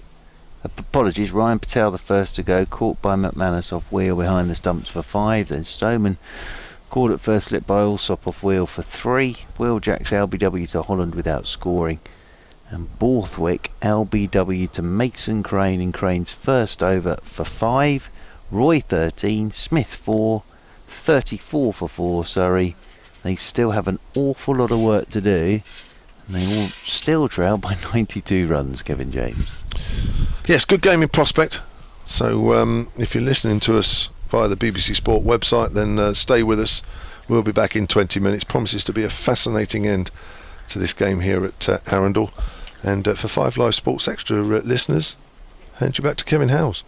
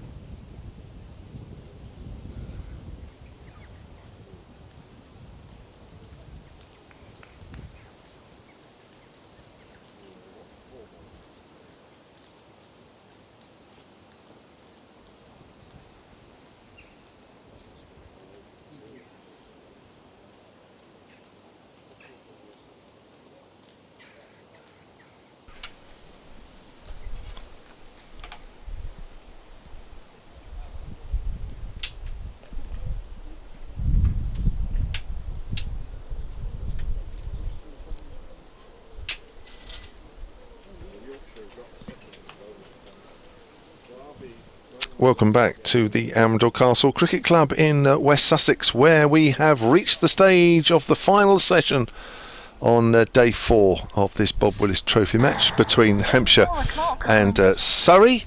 And the situation is that Surrey in their second innings, 34 for 4. They trail Hampshire by 92, so a tricky little session for Surrey here. They've already lost 4 wickets. They won't want to lose too many more in the next hour or so, otherwise they will. It'll be even more tricky for them between now and the end of the game. So Hampshire needs 6 wickets to win this game. Surrey will need to bat the rest of this session to make sure they come out with a draw. So, fascinating 2 hours or so ahead. Your commentary team for this last session: myself, Kevin James. A little bit later, Hampshire historian Dave Allen. And next to me from BBC Radio London, Mark Church. Thank you very much indeed, Kevin James. Yes, there's some work for Surrey to do here. Hampshire still sniffing a victory. 34 overs to go today. That's plenty of cricket. And Surrey already 4 wickets down. So a lot, I think, is resting on this man's shoulders, Jason Roy. He hasn't played first-class cricket since last year, but there's a bit resting on his shoulders here. An hour and a half for Jason Roy, and so we passed that 126 lead, which changes things. So there's a lot on Jason Roy's shoulders, yep. I think. 13 not out, and looked strong at the crease while he was there. Jamie Smith 4 not out. Mason Crane picked up the last wicket before tea. Scott Borthwick LBW for 5. Not sure Borthwick enjoyed that. Here's Crane. And that's down the leg side, and that's missed by Roy, and that's missed by the wicket-keeper Lewis McManus, and that could be going for 4 byes. It's signalled byes by umpire Billy Taylor. So Surrey won't mind any runs in any shape or form. 38 for 4 means they trail by 88. Yeah, runs are still very, very important, but the thing is, Jason Roy, well, it's an obvious thing to say, if he stays in for any time, he's going to score runs. That's the way he plays. He's not just going to block it. No. Here's Crane again then. Bowls. And Roy plays and misses outside the off stump. Not sure it caught the edge because Lewis McManus didn't take it cleanly. Maybe it wasn't far away from the off stump. I wonder if that was the googly. Jason Roy lost the bat in his hand there. Yeah, might have been. Slipped. Difficult to tell. The live stream, I'm afraid, the camera isn't behind the line of the stumps, and we certainly aren't. Crane bowls, flighted. Roy drives up to mid-off. That's fielded by Tom Scriven, I think that is there. And with the weather, we're getting these overs in. It's nice now. It is nice. About as good as it's been for any time during the 4 days. Nice yesterday afternoon, though, wasn't it, for a while? When North East and Allsop were batting. Roy pushing forward. I think that might just have turned a fraction. Well, that first wicket of Scott Borthwick, as we said, got Mason Crane straight into the game. Key thing, that. Wicket for Crane, 2 for Holland and 1... Sorry, 2 for Brad Wheeler, 1 for Holland, the wicket takers in this second innings. Here he is again to Roy. It's down the leg side, taken cleanly this time by Lewis McManus. But he just looks happy, Mason Crane. Really getting through his action, bouncing into the crease. Looks a confident bowler. Yeah, he'll enjoy this situation. He knows he's got a chance of winning this game for his side. Bowls to Roy. Roy cuts that away. Gets that past the cover point fielder, but only a single. Total moves on to 39 for 4. 87 runs behind now, Surrey. Here's an update for listeners in the BBC Radio Silent area on all frequencies. That's 1 over completed after tea, so we've got around 2 hours left of this game. We might still get a result here because Surrey in their second innings are 39 for 4. They trail Hampshire by 87 runs. So Hampshire need another 6 wickets in this session. It's not impossible. It's turning a little bit, and it's Brad Wheels bowled well as well. Surrey will have to play well to come out with a draw. Live commentary right now via the BBC Sport website and app. So 33 left today. I was thinking actually this is the first time that Jamie Smith would have batted with Jason Roy. Jamie Smith gets an opportunity to have a bat with Jason Roy. Jason Roy is on strike. Down there in the distance, James Fuller has the ball in his hands for the first time in this Surrey second innings. We've seen Holland from that castle end. It's James Fuller now, who's over the wicket to Jason Roy, and Roy, oh, shout for LBW, gone! Jason Roy goes! James Fuller's first ball, that's hurt Jason Roy as well. That's hit him on the inside of his right knee. He's struggling here, Jason Roy, to come off. He's hobbling, but he has gone. LBW for 14. That's a huge wicket for Hampshire. First ball for James Fuller. Nipped it back. It looked tight. And Jason Roy hit on his inside of his knee. And he's hobbling off. He's moving a bit better now. It seems to be that right knee of Jason Roy. But Fuller, what a big wicket that is. And Surrey's troubles continue. Roy goes for 14. And Surrey are 39 for 5. Well done, James Fuller. I think he's been held back a little bit because perhaps Hampshire not quite confident that he might not leak a few runs, but I tell you what, if it goes the other way with Fuller, he's got enough pace, surprised Jason Roy, and that's a big wicket. That is a big wicket. And 5 down now, and Surrey will be seriously worried. Well, yeah, absolutely. And as I said to you before this started, this Surrey side are short on confidence with the bat at the moment. And Jason Roy, that one, nipping back, I think, and hitting him right knee, bat leg, inside of the knee. And the finger went up straight away. It looked tight from here. And we're at third man. So, it's Laurie Evans out there in the middle now. But that's huge, that wicket. Jason Roy gone. 39 for 5 now, Surrey. So Laurie Evans, 65 in the first innings. Played very nicely. Oh, he's just thrown his bat away. Roy? Laurie Evans over there. He's trying to do a bat twid and he's just launched his bat. He's going to need that. So he's just doing a couple of rehearsal shots. Jason Roy, he really was hobbling as he came off, but he was okay by the time he got to the steps. So Fuller, first ball for Laurie Evans. James Fuller's in and Evans is forward solidly, pushing up towards extra cover, and there's no run. I think Evans was, I wouldn't say harsh on Fuller, but certainly took advantage of one or two of the balls that weren't in quite the right areas. He was very quick onto anything slightly over pitch, wasn't he? Yeah. Drove beautifully in that first innings, did Laurie Evans. Let's look to see how many he got. He got 65 before he was LBW to Holland. Fuller is in to Laurie Evans. That's hitting the thigh guard of Evans as he's looking to work this into the leg side. But what that does do as well is it just gives Hampshire a real belief, and gives them a lift straight away after the tea break. And as we said, the thing with Jason Roy is if he'd stayed in for an hour, so that scoreboard would have been going round, because he's never been one to just block it. No. So that scoreboard might get a bit stuck, because Fuller is into Evans, who is by nature positive, as he turns this one into the leg side, and there is no run. A huge wicket. And that's a bonus, isn't it? You've got 20 minutes at tea where you sort of sit there as a team, and you've got the manager, the coach, sort of saying, "Come on, lads, keep it tight after tea. Quick wicket after tea will keep the pressure on, probably increase it on the opposition." And you get that one. You can certainly tell that Hampshire's tails are up here. Oh, absolutely. As Fuller is in over the wicket to Laurie Evans, and Evans lets this one go. That's come back a long way.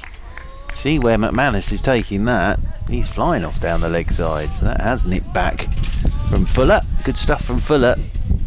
He is quick when he gets it right. Fuller, yeah, when he gets it right.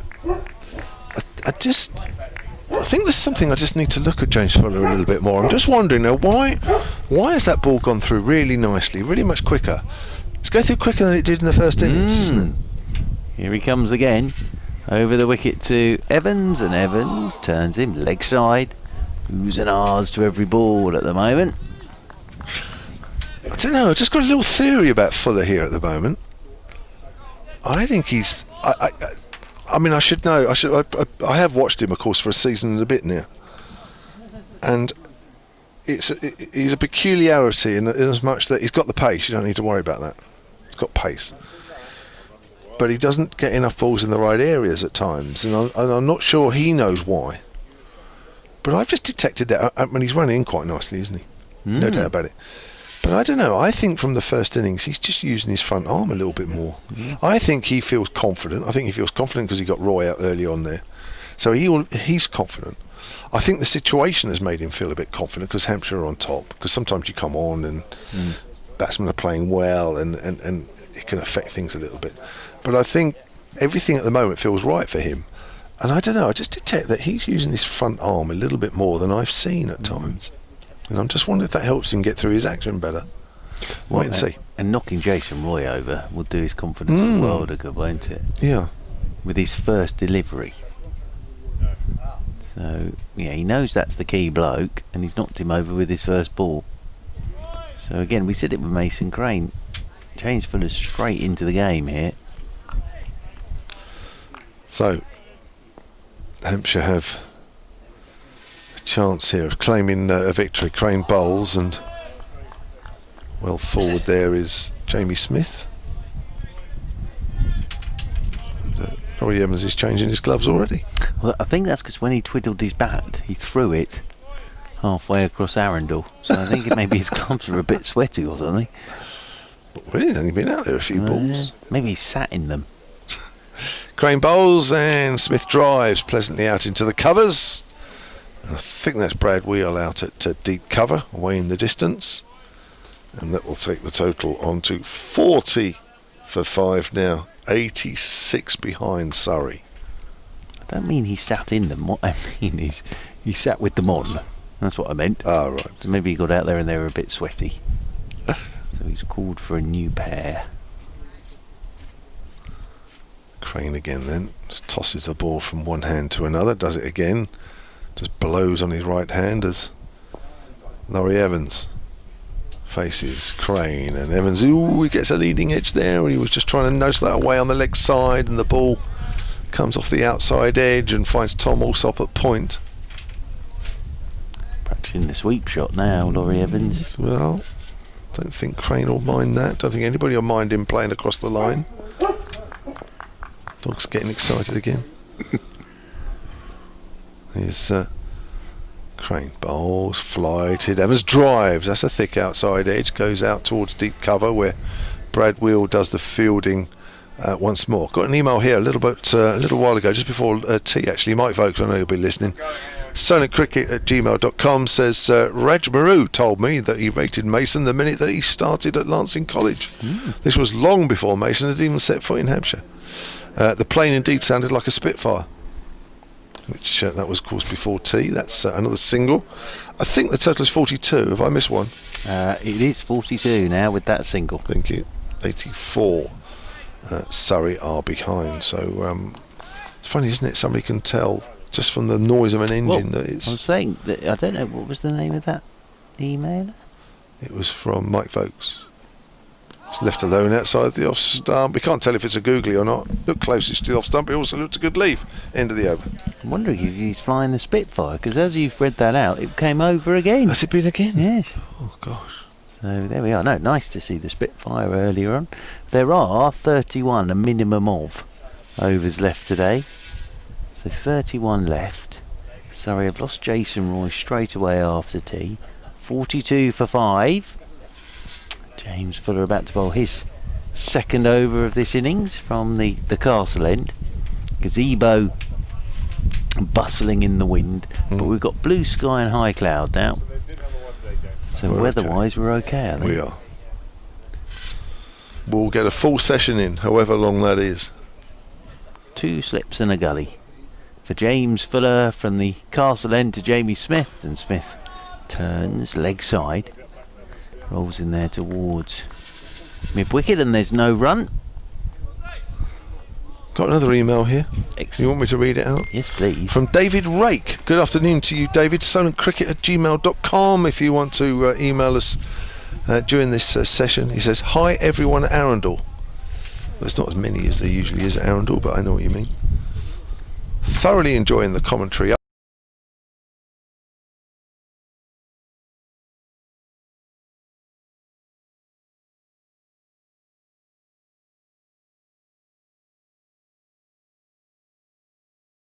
Hampshire. Sounds very nice. Lovely spot, Brockenhurst. New Forest is lovely. Yeah. Over the wicket once again comes Fuller, and Smith pushing off the back foot out into the offside. Brockenhurst Grammar School back in the 60s, and at weekends for my hometown team at Ringwood. Ringwood's sort of not far from Brockenhurst, on the main road going towards. Fed up with it, to be fair. Fuller over the wicket he comes to Smith, beats him on the outside, pushing. 9 for 9 declared. Big run scoring that. As Kevin James said, it does help. It does help you to really get into the game, but it can be a bit antisocial at times. Best wishes, David. Yeah, and you need a lot of ink if someone bats well. As over the wicket once again comes Fuller to Smith. Smith turns leg side, that rolls in there towards mid wicket again. There is no run. So there you go. It can be a bit antisocial, I think, but then a lot of people at score say, I guess it's different at home when you're the only one sitting there in front of the TV, but a lot of people say they make some good friends when they're at games and the opposition scorer. Absolutely. Yeah. I think some people just love numbers, don't they? Scoring's perfect for that. Over the wicket once again goes Fuller, and forward comes Jamie Smith to a good length ball, pushes this one Barry Evans. He used the sweep shot very well against Simon Harmer at Chelmsford, but of course the ball's going the other way now as Crane is... Goes a distance, won't it? Without a doubt now. Down, yeah. Without a doubt. Mason Crane once more is in. Over the wicket to Smith, and Smith is forward and pushes into Silly Point. And there is no run. Well, the thing, as we were saying with Jason Roy, is an hour of Jason Roy and Surrey would have been up near that 1-2-6 lead. Yes. Because he's not just going to stand there and pat the ball back. Yes. As Crane is in once more. And this one's tucked away nicely. He's picked it up on the full here, Jamie Smith, and just rolls the wrists on it. Very nice shot from Jamie Smith. Nicely put away by Jamie Smith. That 47 for 5. Nothing more than a roll of the wrists. Whistles off to the square leg boundary rope. It's gone in the marquee. So just a slight delay as the ball is retrieved from the marquee. It's the most gorgeous evening now, or afternoon. It is lovely, isn't it? Arundel at its very best. Yep. This.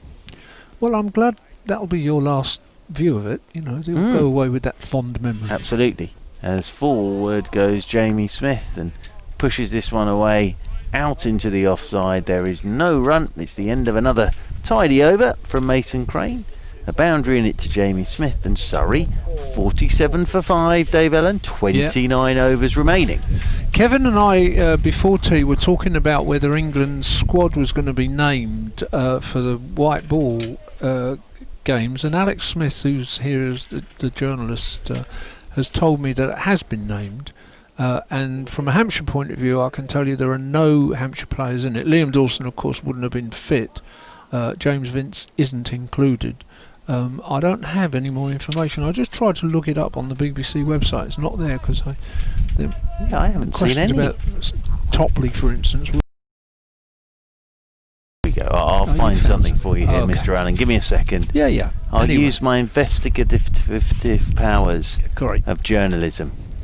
And I'll tell you that James Fuller is coming at the bowl with 2 slips and a gully. And he bowls, and it's clipped off his legs very easily there, and runs away for 4 runs down 2 fine legs. He's done the business of the breakthrough, done the business of dismissing Jason Roy. 51 for 5, sorry. Thank you. It's a bit of a messy score, that. Yeah. And there is Laurie Evans, outside edge, nicely picked up by Allsop. That was travelling. He did exactly what he did in the first innings when he was out. Threw his bat in the air. Oh, he's dropped his bat now. He's dropped his bat about 5 times so far. Who's coming in? Gus Help me out. Atkinson making his way out Oh, to yeah. the middle. Just that 2020 squad for England. Mm. Owen Morgan, Moeen Ali, John. Just in case he takes the hat trick. Oh yes, of course. You've got all your jobs to do here, Dave, my for a jobs to hat do. trick delivery. No, I'm all right. Oh, thank you. Bless you.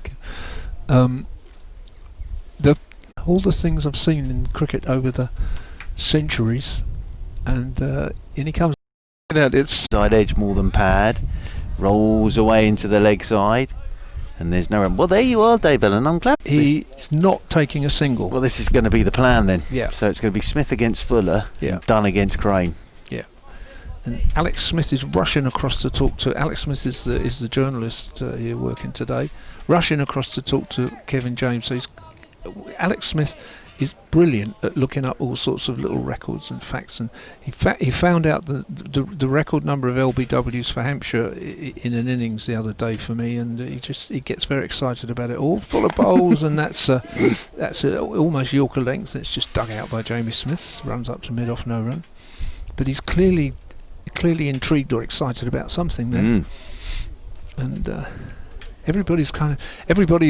we were all walking around as well, saying, well, it'll probably be a draw this one, and then it rained and we said, oh, it's bound to be a draw then. And also there are all sorts of people here, Times correspondents and the like, who all very wisely said, well, there's nothing much in this, it'll be over, they'll shake hands at 10 to 5. And it's one of the wonders of cricket. It's a huge race around a boundary, and I'm afraid I can't see whether it's stopped, but I think Smith comes back. Was that the third ball? Yes, and he's picked up Ted. Dunn's got much better chance of surviving against Crane at the moment than he has against Fuller, who's bowling quick. So they're going to let Smith see off Fuller and let Dunn play Crane. He is, yeah. So here's Fuller again. He bowls, and it wasn't. 2 slips of gully, but there's a ring of men saving one at point cover, mid on, mid off, mid wicket. Down at long, interspersed with white fluffy clouds. Full of bowls, and Smith again is didn't try particularly there. What you're saying is that Smith's not trying to hog the strike, but he is quite happy to stay at one end. And they'll have take got Fuller together and had a chat and said, listen, Fuller's bowling quick at the moment, he's just taking a hat trick. It's probably better that I face as much of Fuller as I can, and you try and see off Mason Crane. So that's, I think, what the decision's been. Now, what Mason Crane will want to do is get some more men round the bat, because one thing Matthew Dunn isn't going to do probably is dance down the pitch and try and loft him over the top. Nah. So he's going to, I think, get a couple of helmets out and get some more close catches in around the bat. I think that's just on its way now. Tom Alsop's coming across to get one, I think. Yeah, I think that's absolutely right. There was a point in the Hampshire innings when Scriven just got a bit overconfident and gave Verdi the charge, and that did for him. But as you say, there's no context now for anybody to do that. No, and I think Matthew Dunn's natural game is just a block. Yeah. That's what he does. So he's going to do it against Mason Crane, and Jamie Smith's going to try and take as much of the quicker men as he can from the castle end, because if you just tune back in, it's all happened because James Fuller has taken a hat trick and has taken 4 after tea. Jason Roy LBW to Fuller for 14. Evans caught by Alsop at slip off Fuller for 6. Then next ball, Atkinson LBW to Fuller without scoring, and Morkel had his off pole knocked out. First ball. And welcome to listeners on BBC Radio 5 Live Sports Extra. Dave Allen alongside myself, Mark Church, and Dave Allen commentating on the hat trick. A man who's been watching for how long, Mr. Allen? Well, since 1959. And his first hat trick he's seen from a Hampshire bowler, Mason Crane. It's coming round the wicket to Matthew Dunn. That's hitting the pad of the left-handed Dunn. It loops into the air and there's no run. So Surrey here, 54 for 8. With still 26 overs left today. That after Hampshire were all out for 298 in their first innings, that was a lead of 126. Crane is into Dunn. Dunn's forward, pushing this one down into the offside, and there's no run. I ought to say that's the first hat-trick I've seen in a first-class match by anybody. There you go. Well, apart by from anybody. That 2 innings odd thing. First 3 and 3 in the same innings. Absolutely, and it was a very good one from Mason Crane. It really was, as from James Fuller, apologies, is here's Mason Crane outside the off stumper Matthew Dunn, who lets it go. So now Mason Crane has the short leg, the slip, the gully and a silly point, with the sun shining here at Arundel. And Hampshire, well, with the amount of cricket that we've lost, to be in a position to win it is extraordinary. Here's Matthew Dunn driving like Brian Lara. Yep. Through extra cover and away for 4. That's a lovely shot from Matthew Dunn. He'll move on to 5. And Surrey move on to 58 for 8. Just gave that one a bit of width, did Mason Crane. And Matthew Dunn nicely driven away through the covers for 4. With men around the bat, of course, there's an awful lot of gaps out there. But we were saying that they've sort of made this decision to Dunn to play the spinner and Smith to play the quicker men. So they're going to get a sweeper now out onto the cover boundary rope. Compliment that to Matthew Dunn as he waits with that bat raised once again. Mason Crane's into him and Dunn's forward. This rolls out into the offside and there's no run. Amar Verdi to come for Surrey. Took 6 with the ball. He's the last Surrey batsman, Amar Verdi. He'll be watching this somewhere near the gazebo. As Mason Crane is round the wicket to Dunn. Plays that very well, Matthew Dunn, because he's gone onto the back foot. It's bounced and turned at him, and he's managed to get the bat and the gloves out the way. So another over ticks by here on BBC Radio 5 Live Sports Extra, BBC Solent, BBC London. And Surrey, well, hanging on by their fingertips at the moment. 58 for 8. And it's going to be the destroyer James Fuller, who's picked up all 4 wickets to fall since tea, including a hat-trick.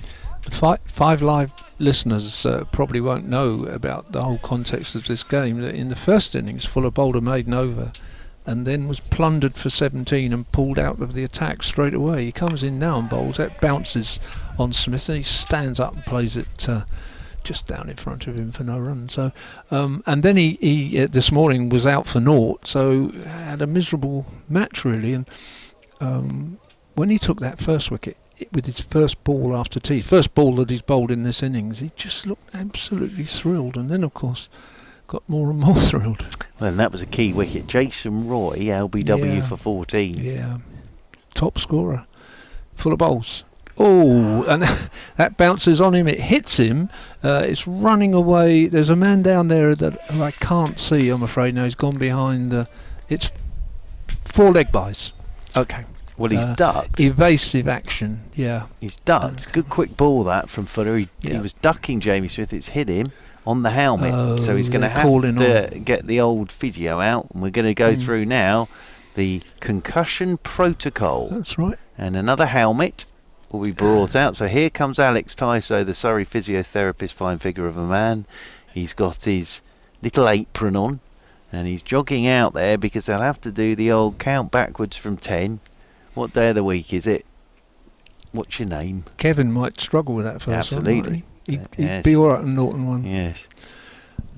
I've been with my Hampshire bias trying to be fair to Surrey and cheer them up a bit. I don't know whether it's cheer up or not really, but we were chattering about how long I've been watching county cricket, which is since 1959, and it was Hampshire versus Surrey at Portsmouth. And I saw Ken Barrington make 100. And I saw that almost perfect, at least in those days, Surrey attack of Bedser, Loader, Laker and Locke. Oh, there you go. There's a thing to remember. Huh?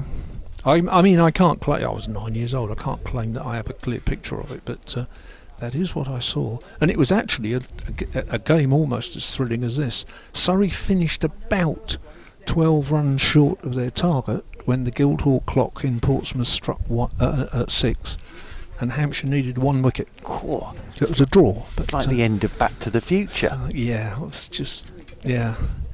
A man called Henry Horton scored 100 for Hampshire, which the Hampshire followers will certainly remember Henry Horton, although perhaps not as well known as Kenny Barrington. And I'm burbling on about the distant past because there's nothing much happening in the present. Quite rightly, Alex Tyso is doing full test here on young Jamie Smith because he got whacked there right on the back of his crash helmet.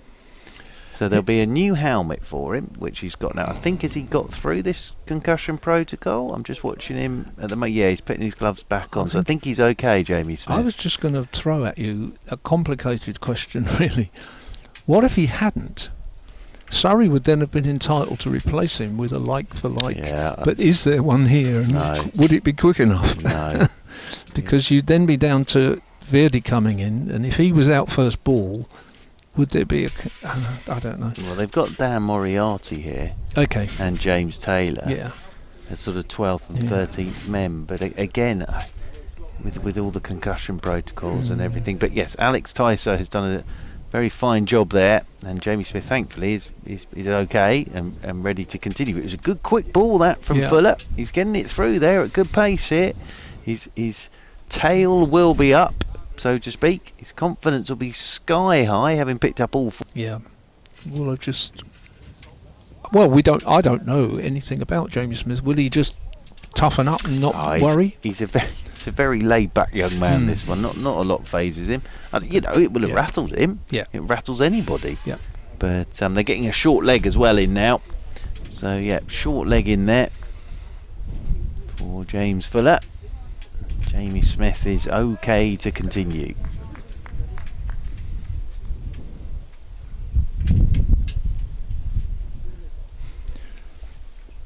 James Fuller then is coming in over the wicket to Smith, another bouncer, and Smith is ducking underneath this.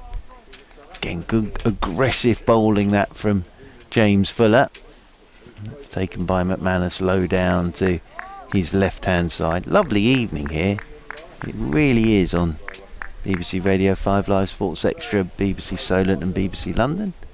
And just a reminder, this is the final day of this. We've lost an awful lot to weather and rain, but Surrey are still in trouble at 62 for 8 as Fuller goes marching back to the top of his mark once more. Kevin James is coming in, and then Dave Allen will take over from me. Still got the short leg in there, 2 slips in the gully as Fuller is over the wicket to Smith. Smith gets forward, pushes this one up towards mid-off, and there is no run. Welcome back, Kevin James. Thank you. Lovely to see you, sir. What a spell this has been from James Fuller. Oh, mate, great stuff, isn't it? See him running in like this. Absolutely beautiful to see. Turning again. Fuller comes in over the wicket to the right-handed Smith. Oi! Beats him on the outside. The lovely thing there is, I think Sports Extra have left us now, but they were here with us for the hat-trick. Oh. So Dave Allen's first hat-trick after 60 years of watching on the network. That's good, isn't it? Dave, you've got to get that off the listen again feature. Yes, absolutely. Well done, Dave. Well, I'm pleased I was here with Dave for that as well. One of the loveliest men in cricket. Put that on the blog, Dave. Yep. As turning once again. Good job it wasn't us, Dave. Over the wicket comes Fuller, and Smith forward he goes again. Pushes this one out towards extra cover. End of the over. Another one ticks by. I think that's 24 left today. And Surrey at 62 for 8. Kevin James to pick up commentary in a moment. He'll be joined by Dave Allen. Thank you very much. So I make that trailing by 64. And how many overs left did you say, Mr. 24 left. Wow, what a half hour or so that's been. And James Fuller, wow, star of the show. We're not sure if it's his last. I don't know if you've mentioned this. Apologies if you have. We don't know if it's his last hat-trick or the only previous one that he's ever taken. But back in 2013 against Worcester, James Fuller took a hat-trick for Gloucestershire. Dave was there. 60 years you've had to wait, Dave. 60. Let's pushed out on the onside. Start of a new over from Mason Crane as he bowls to Matt Dunn, the left-hander. 3 men around the bat. Sunshine out here at Arundel Castle Cricket Club. Fitting end. Making 24 to go, is that right? Yes, that's right. So we're ticking down here. As Crane bowls again, flighted, Dunn pushing forward. It goes out on the onside. Crane has 1 for 17 currently. There'll be a few tweaks to get through. 1 or 2 here. David Ackland says, don't forget Ian Holland, who's got his best ever match bowling figures. We won't forget him. Don't leave us alone, and that's close to being out OBW. There was a half shout. I think it must have just glanced the pad as it goes out towards first slip. Pete at Summit Sports says, wonderful bowling, shame the feed disappeared at the crucial time. Nothing to do with us, the feed, but congratulations to James Fuller. Well, he is a really nice guy. I know he's have his crystal that takes the total on to 64. 62 behind. Oh, sorry, that's full, and Matt Dunn plays it out on the offside. George, good afternoon to you, sir. I just wanted to say how proud I am to be a Hampshire fan. We have bounced back from a tough start to the Bob Willis Trophy, but great to see the fighting spirit of the Surrey are concerned. 23 to do. Phil at Summit Sports says, just heard Dave say that he had never seen a first-class hat-trick, and then he was beside himself when it just happened. Was it a first hat ever, or just a Hampshire bowler? I've seen one, and it was Chris Rushworth for Durham, who took the last 2 wickets of the first innings and then got Michael Carberry with the first ball of the second, and I'd forgotten all about it and didn't realise it was a hat-trick. So that's the first time I've ever seen 3 consecutive balls in the same innings by any first-class bowler ever since 1959. Whoa.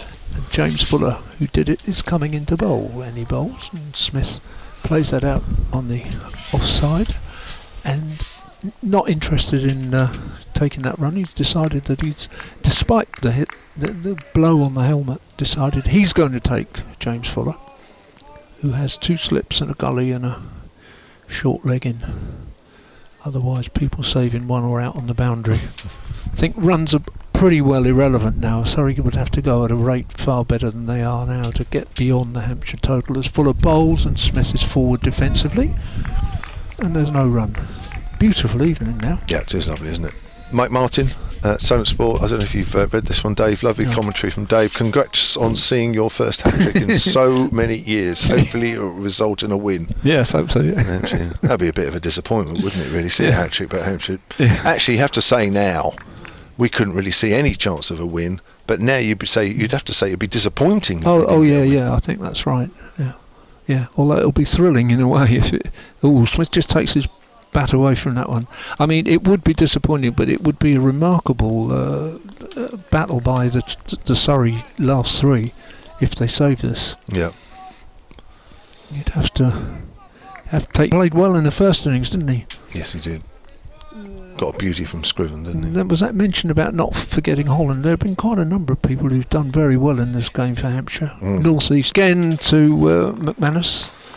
Funny enough, when I was off commentary, I just had a quick chat with Hampshire's director of cricket, Giles White, and he was saying the same thing. Mentioned those names. He said there's been so many pluses in this game, and mentioned names as well. I think so. I've liked the look of Tom Scriven, who I've not seen play before. So I think it's been very encouraging. Yeah, certainly has. Yeah. Tough for Surrey. Here's James Fuller running away from the castle end, comes in and bowls, and Smith flicks that off his toes. I can't see at this moment whether it's gone down to the field. It looks to me as if it has, because the umpire is not signalling anything, so it's obviously fielded at long leg, and Smith declines the run. They've decided, he and Dunn, that they're sticking at their ends. It's another reason why I don't think that Surrey will overtake the Hampshire score. The 62 behind with 23 overs left out. Fuller comes in again and bowls, and Smith's just forward defensively, and that's the end of another over. So it remains at 64 for 8. Yeah, 62 behind. And that'll be 22 overs left, I think that's right. Yeah. Got an email here from Harry Beardsley. Afternoon to you, Harry. sunandcricket@gmail.com. This was probably just before the hat-trick, actually. Loving the commentary. Currently listening from a beautiful spot on Sandbanks Beach. I wonder if Harry Redknapp's having a little sunbathe. Have a look. Cast your eyes left and right and let us know. Having gone to school and played with Lewis McManus, here's Mason Crane, bowling into the left-hander. Dunn's on the back foot, plays that into the ground. Would love to hear your thoughts on how he compares to the gloveman in the county setup at the moment. This is going to be a thrilling finish. Come on, Hampshire, he says. Harry of Verwood Cricket Club. I think he's done a good job. He's a Lewis good keeper. this season. Good keeper. He's done a very good job this season. No problems there. No qualms at all. Down the leg side, although that's actually not taken cleanly, which is typical, isn't it? Just when you say that. Nick Seeger. Again, solentcricket@gmail.com, says Kev, Mark and Dave, I know you're not responsible for the live stream. No, we're not. We've said that many times. But it dropped out just before the first wicket of Fuller's hat-trick. Oh, my dear. Don't tell me that. Hampshire haven't got a record of it. That's a shame. As Dunn pushes down the pitch, and I don't mean that sarcastically, I do mean that's a shame. And it didn't come back until after the over. To make matters worse, it didn't even get to hear the commentary either. Some things are not meant to be, I guess. Well, of course, if you Shall I do it again? Yeah, Dave will have to go through it again. I think, Dave, you can put that on your blog. If we can get hold of the recording, we'll put it on your blog. Well, I can tell you a couple of things. Outside your stump, left alone. I haven't got the first hat-trick wicket, but I've got the first wicket that Fuller took on my blog, which is just called Hampshire Cricket History. And when I finish commentating, I don't know how good it will be, but I took the hat-trick ball photograph on my iPad, and as soon as I've finished, I will try and manoeuvre it and get that on the blog. So if you look at Hampshire Cricket History, there is one photo now of Fuller getting a wicket, and there will be another one, I hope. Cranes round the wicket this time to Dunn, and Dunn's down the leg side, taken again by Lewis McManus. This one's from David Rake, who emailed a little bit earlier. He says, brilliant session so far. I can honestly say I've never been so happy for a Pompey fan. Well done, Dave Allen. That's very kind of you. Like that one. I'm a kind of absent Pompey fan, so I don't get too worried about that. Would you send me that? Yeah. Would you send me that picture as well, Dave? Would you mind? Oh, he's playing forward. He's wrapped on the pen. Yes. Oh my God, he's given. Oh, now I thought he was quite a long way forward there, I have to admit. But the umpire, that's Ben Debenham this end. No, it's not. It's Billy Taylor this end. Yeah. Has put his finger up, and Surrey are 9 down here now. And well, surely from here, there's more than enough time for Hampshire to claim their second victory in as many matches. I think that's the 12th LBW in the match. Might even be the 13th. But now if 21 overs left, be a real shock now, to be honest with you. If so disappointing for Surrey. I was going to say it didn't look like it earlier, but in truth, there wasn't that much cricket before lunch, and a lot of wickets have fallen today. Is it 16 at the minute? Well, Hampshire 198 for 3. Yeah. 298 all out. So there's 7, and we've had 9 here. Yeah, so 16 wickets. And we lost an hour. Yeah. In what time is it? It's not yet 5 o'clock. So it's, if you like, it's 4 o'clock. 16 wickets. There used to be that old thing about, if 16 wickets fall in a day, the pitch inspector turns up. Well, they don't do that anymore. In fact, there's a match manager now, Peter Such. And I don't suppose he shall. I don't suppose he will report anything untoward about all of this. It certainly hasn't been a pitch that's impossible to bat on. That's fine. There's been 3 LBWs in this. In this innings. Holland had 4 on the first day. Brad Wheel is another one we haven't mentioned. He's bowled very well, I think, and better as the game went on. Okay, Smith is facing Fuller, hoping to hold out. And he plays that ball up to mid-off, and there's no run.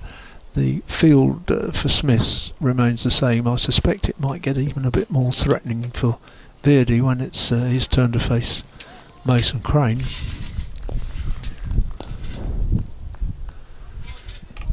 A lot of Hampshire cricketers are here. A lot of the people not playing in this game, youngsters and T20 squad and so on, are here. So they'll be enjoying this. Fuller bowls and Smith pulls that very, very nicely square. There's a run round, but not going to cut that off. It's gone for 4. And very good shot that was. Just stood up, and Smith played it nicely. So he's gone on to, I think, on to 16 now, which will make him top scorer in the innings, passing Jason Roy on 14. It's in Fuller's figures, 4 for 11. Yeah. Had 4 for 7 before that. he'd like a 5 for now to finish it off, wouldn't he? Deserved it. Yeah, it's already his best figures for Hampshire since he arrived at the beginning of last season. Then he comes and bowls, and again that's just played back, and he fields off his own bowling. It won't have cheered him up though. I was saying earlier, he had that difficult time on Saturday with 17 off the over, got 0 this morning. And James Adams had him out. I don't mean that authoritatively, but he was out with him bowling during the tea interval, and I was a little surprised because I thought, well, they've got Holland, they've got Wheel, they've got Crane. Will he bowl? And of course he did bowl. Took a wicket with the first ball. Full of bowls. Smith plays it out on the offside, and it's an easy run round for the skipper. Sam Northeast pulls people in now just to say, let's save the one, let's make sure. And of course, with a new batsman at the other end, it may be that Smith now does decide that he wants to take a single towards the end of the over and retain the strike. He was prepared to trust Dunn to take Crane, but perhaps Smith is going to try and farm the strike now. So 2 slips in the gully, but short legs come out, and there's a ring of men saving one on both sides. It's full of bowls, and Smith is beaten. And everybody, in fact, he's beaten by a ball that goes away for 4 byes. Everybody there looked for a minute as though that was the chance, but how has Lewis McManus missed that? I wasn't even watching. I'm sure that there was no nick on that. Well, there wasn't if it's 4 byes. But now I'm asking myself, was it 4 byes or did I just misread the signal as well? Because I wasn't looking at the umpire at that point. I was looking at the slips who had hands in the air. So, but I really don't think he touched it. And of course the problem is that I can't confirm that until we have kind of clockwork Wi-Fi here, so it will eventually click over and tell me whether Smith is now totally not out. He's played that through the covers, and this is one of those situations where the fielder might let it run across the boundary for 4. Well, he doesn't actually, but there again Smith takes 2. So that was all completely confusing to me, really, because I thought what was happening there was Smith was putting it through the covers and was going to retain the strike, but he didn't retain the strike. He came back for 2, and he's leaving Verdi to face Crane, and my clockwork Wi-Fi is still not clicked over to tell me what happened to the 5th ball of the over, so I beg your pardon. I can't help you. Right, well, the score is 72 for 9. Yeah. The trail by 54. I watched on the live feed that ball that went through to McManus, and he just didn't move. So I don't quite know. It's runs. It must have been an inside edge, yeah. Because Smith's on 20. That's right, it must have been an inside edge. Yeah. So there we are. We have, my reckoning, we have 20 overs left of the day. Yeah, I believe so, yeah. As I say, just to repeat, we can't see the scoreboard, so we're trying to keep score as well as doing all this, and there's been an awful lot happening in the last half an hour or so. So here's Crane then, bowls, and Verdi's forward, doesn't take it clean. That bounced from a length, he played and missed, and Lewis McManus jumping high, couldn't quite get that in the middle of the gloves. Men are all around the bat. Hampshire need 1 wicket here to complete 2 victories in 2 games. And whilst last week at Radlett was remarkable, I think this would be remarkable in many, many different ways. Can't quite believe we're at a situation where we could get a result. That's outside the off stump and left alone by Verdi, considering that we have lost close to 170 overs because of rain over the 4 days. Almost 2 days. Yeah. Well, on a pitch not really renowned for result games. Crane bowls, Verdi's forward, thick outside edge. Crane's shouting, I think, because he thinks it hit his boot first. Ball goes down towards 3rd man. They don't run. And I thought I was going to be doing an update for Solent there, but obviously I'm not. It's interesting that we've only ever won 1 game here against Sussex, of course, and there were 2 forfeits in that. You scored 59, but there was a lot of rain. And that is the end of the game. Verdi stands there. He can't quite believe. Now, I'm not sure that was caught at short leg, because he took a while putting his finger up there, did Billy Taylor, but it doesn't matter. Verdi has gone for no score, and Surrey have been bowled out for 74, and Hampshire have won this game by 51 runs. By Might be 51 runs. 51 runs. Yeah. A quite incredible last session, where at tea, Surrey were 34 for 4, and 6 wickets have been taken, and a quite remarkable end to this game. Sorry, I don't think can quite believe what's happened. They've been blown away here, and Hampshire, with 2 wins from 2, all of a sudden look a team to be reckoned with in this competition. Having played poorly at Sussex, we thought it might be a long competition for them, but all of a sudden here, they're suddenly contenders, along with Essex, and it's Essex that are here next week. Quite incredible, as the players, well, they don't shake hands, but James Fuller walks off with the ball in his hand. Superb bowling performance from him, 4 for 11, including a hat-trick. Mason Crane picked up 3 wickets in that innings, a couple of wickets for Brad Wheel. He started things off this afternoon, having Patel and Stoneman out early on. Surrey were 10 for 2, and they struggled really from there on in. A quite superb win for Hampshire here at Arundel. And Dave, well, we would be here about 10 to 5. Probably actually we're just about shaking hands now and deciding that that would be it, and it would be a very dull draw, but it's been anything but. It's been quite extraordinary, and I mean I just feel very lucky to be here and to have seen that, really. You know, I talk about watching cricket since 1959, and you watch it for these moments, really. You watch it because just every now and then something quite magical happens, and I think something quite magical has happened this afternoon, at least from a Hampshire point of view. My commiserations if you're a Surrey fan, because you won't have enjoyed that at all, and if I was a Hampshire fan and it's been in reverse, I'm a Hampshire fan, if it'd been in reverse I wouldn't have enjoyed it either. But from our point of view, that was just extraordinary. I think I probably, however, ought to say thank you very much for letting me be here and see that, and good evening to you all, particularly to Mark Church, who's been a delight to meet up with again, because I guess, Mark, you'd like to get in and have a word or two here, would you? Sorry, have I taken you don't have to if you don't want to. Have to. No, not really. No, I've heard enough from you. I'm sorry. Thanks, David. Thank you very much. Dave will be back with us next week when Essex are here. Thank you to Mark Church. I think we're quite stunned, actually, that we've actually seen a result, if I'm honest. I know Mark perhaps didn't have complete faith in the Surrey batting, but I think even he thought that Surrey might just survive this afternoon. So Hampshire have won this game by 51 runs, and we will be back with you on Saturday. Hope you've enjoyed the commentary, and Saturday at 11 o'clock is the time. Surrey's next game Saturday Kent at the Oval. Yeah, so join Mark for that one.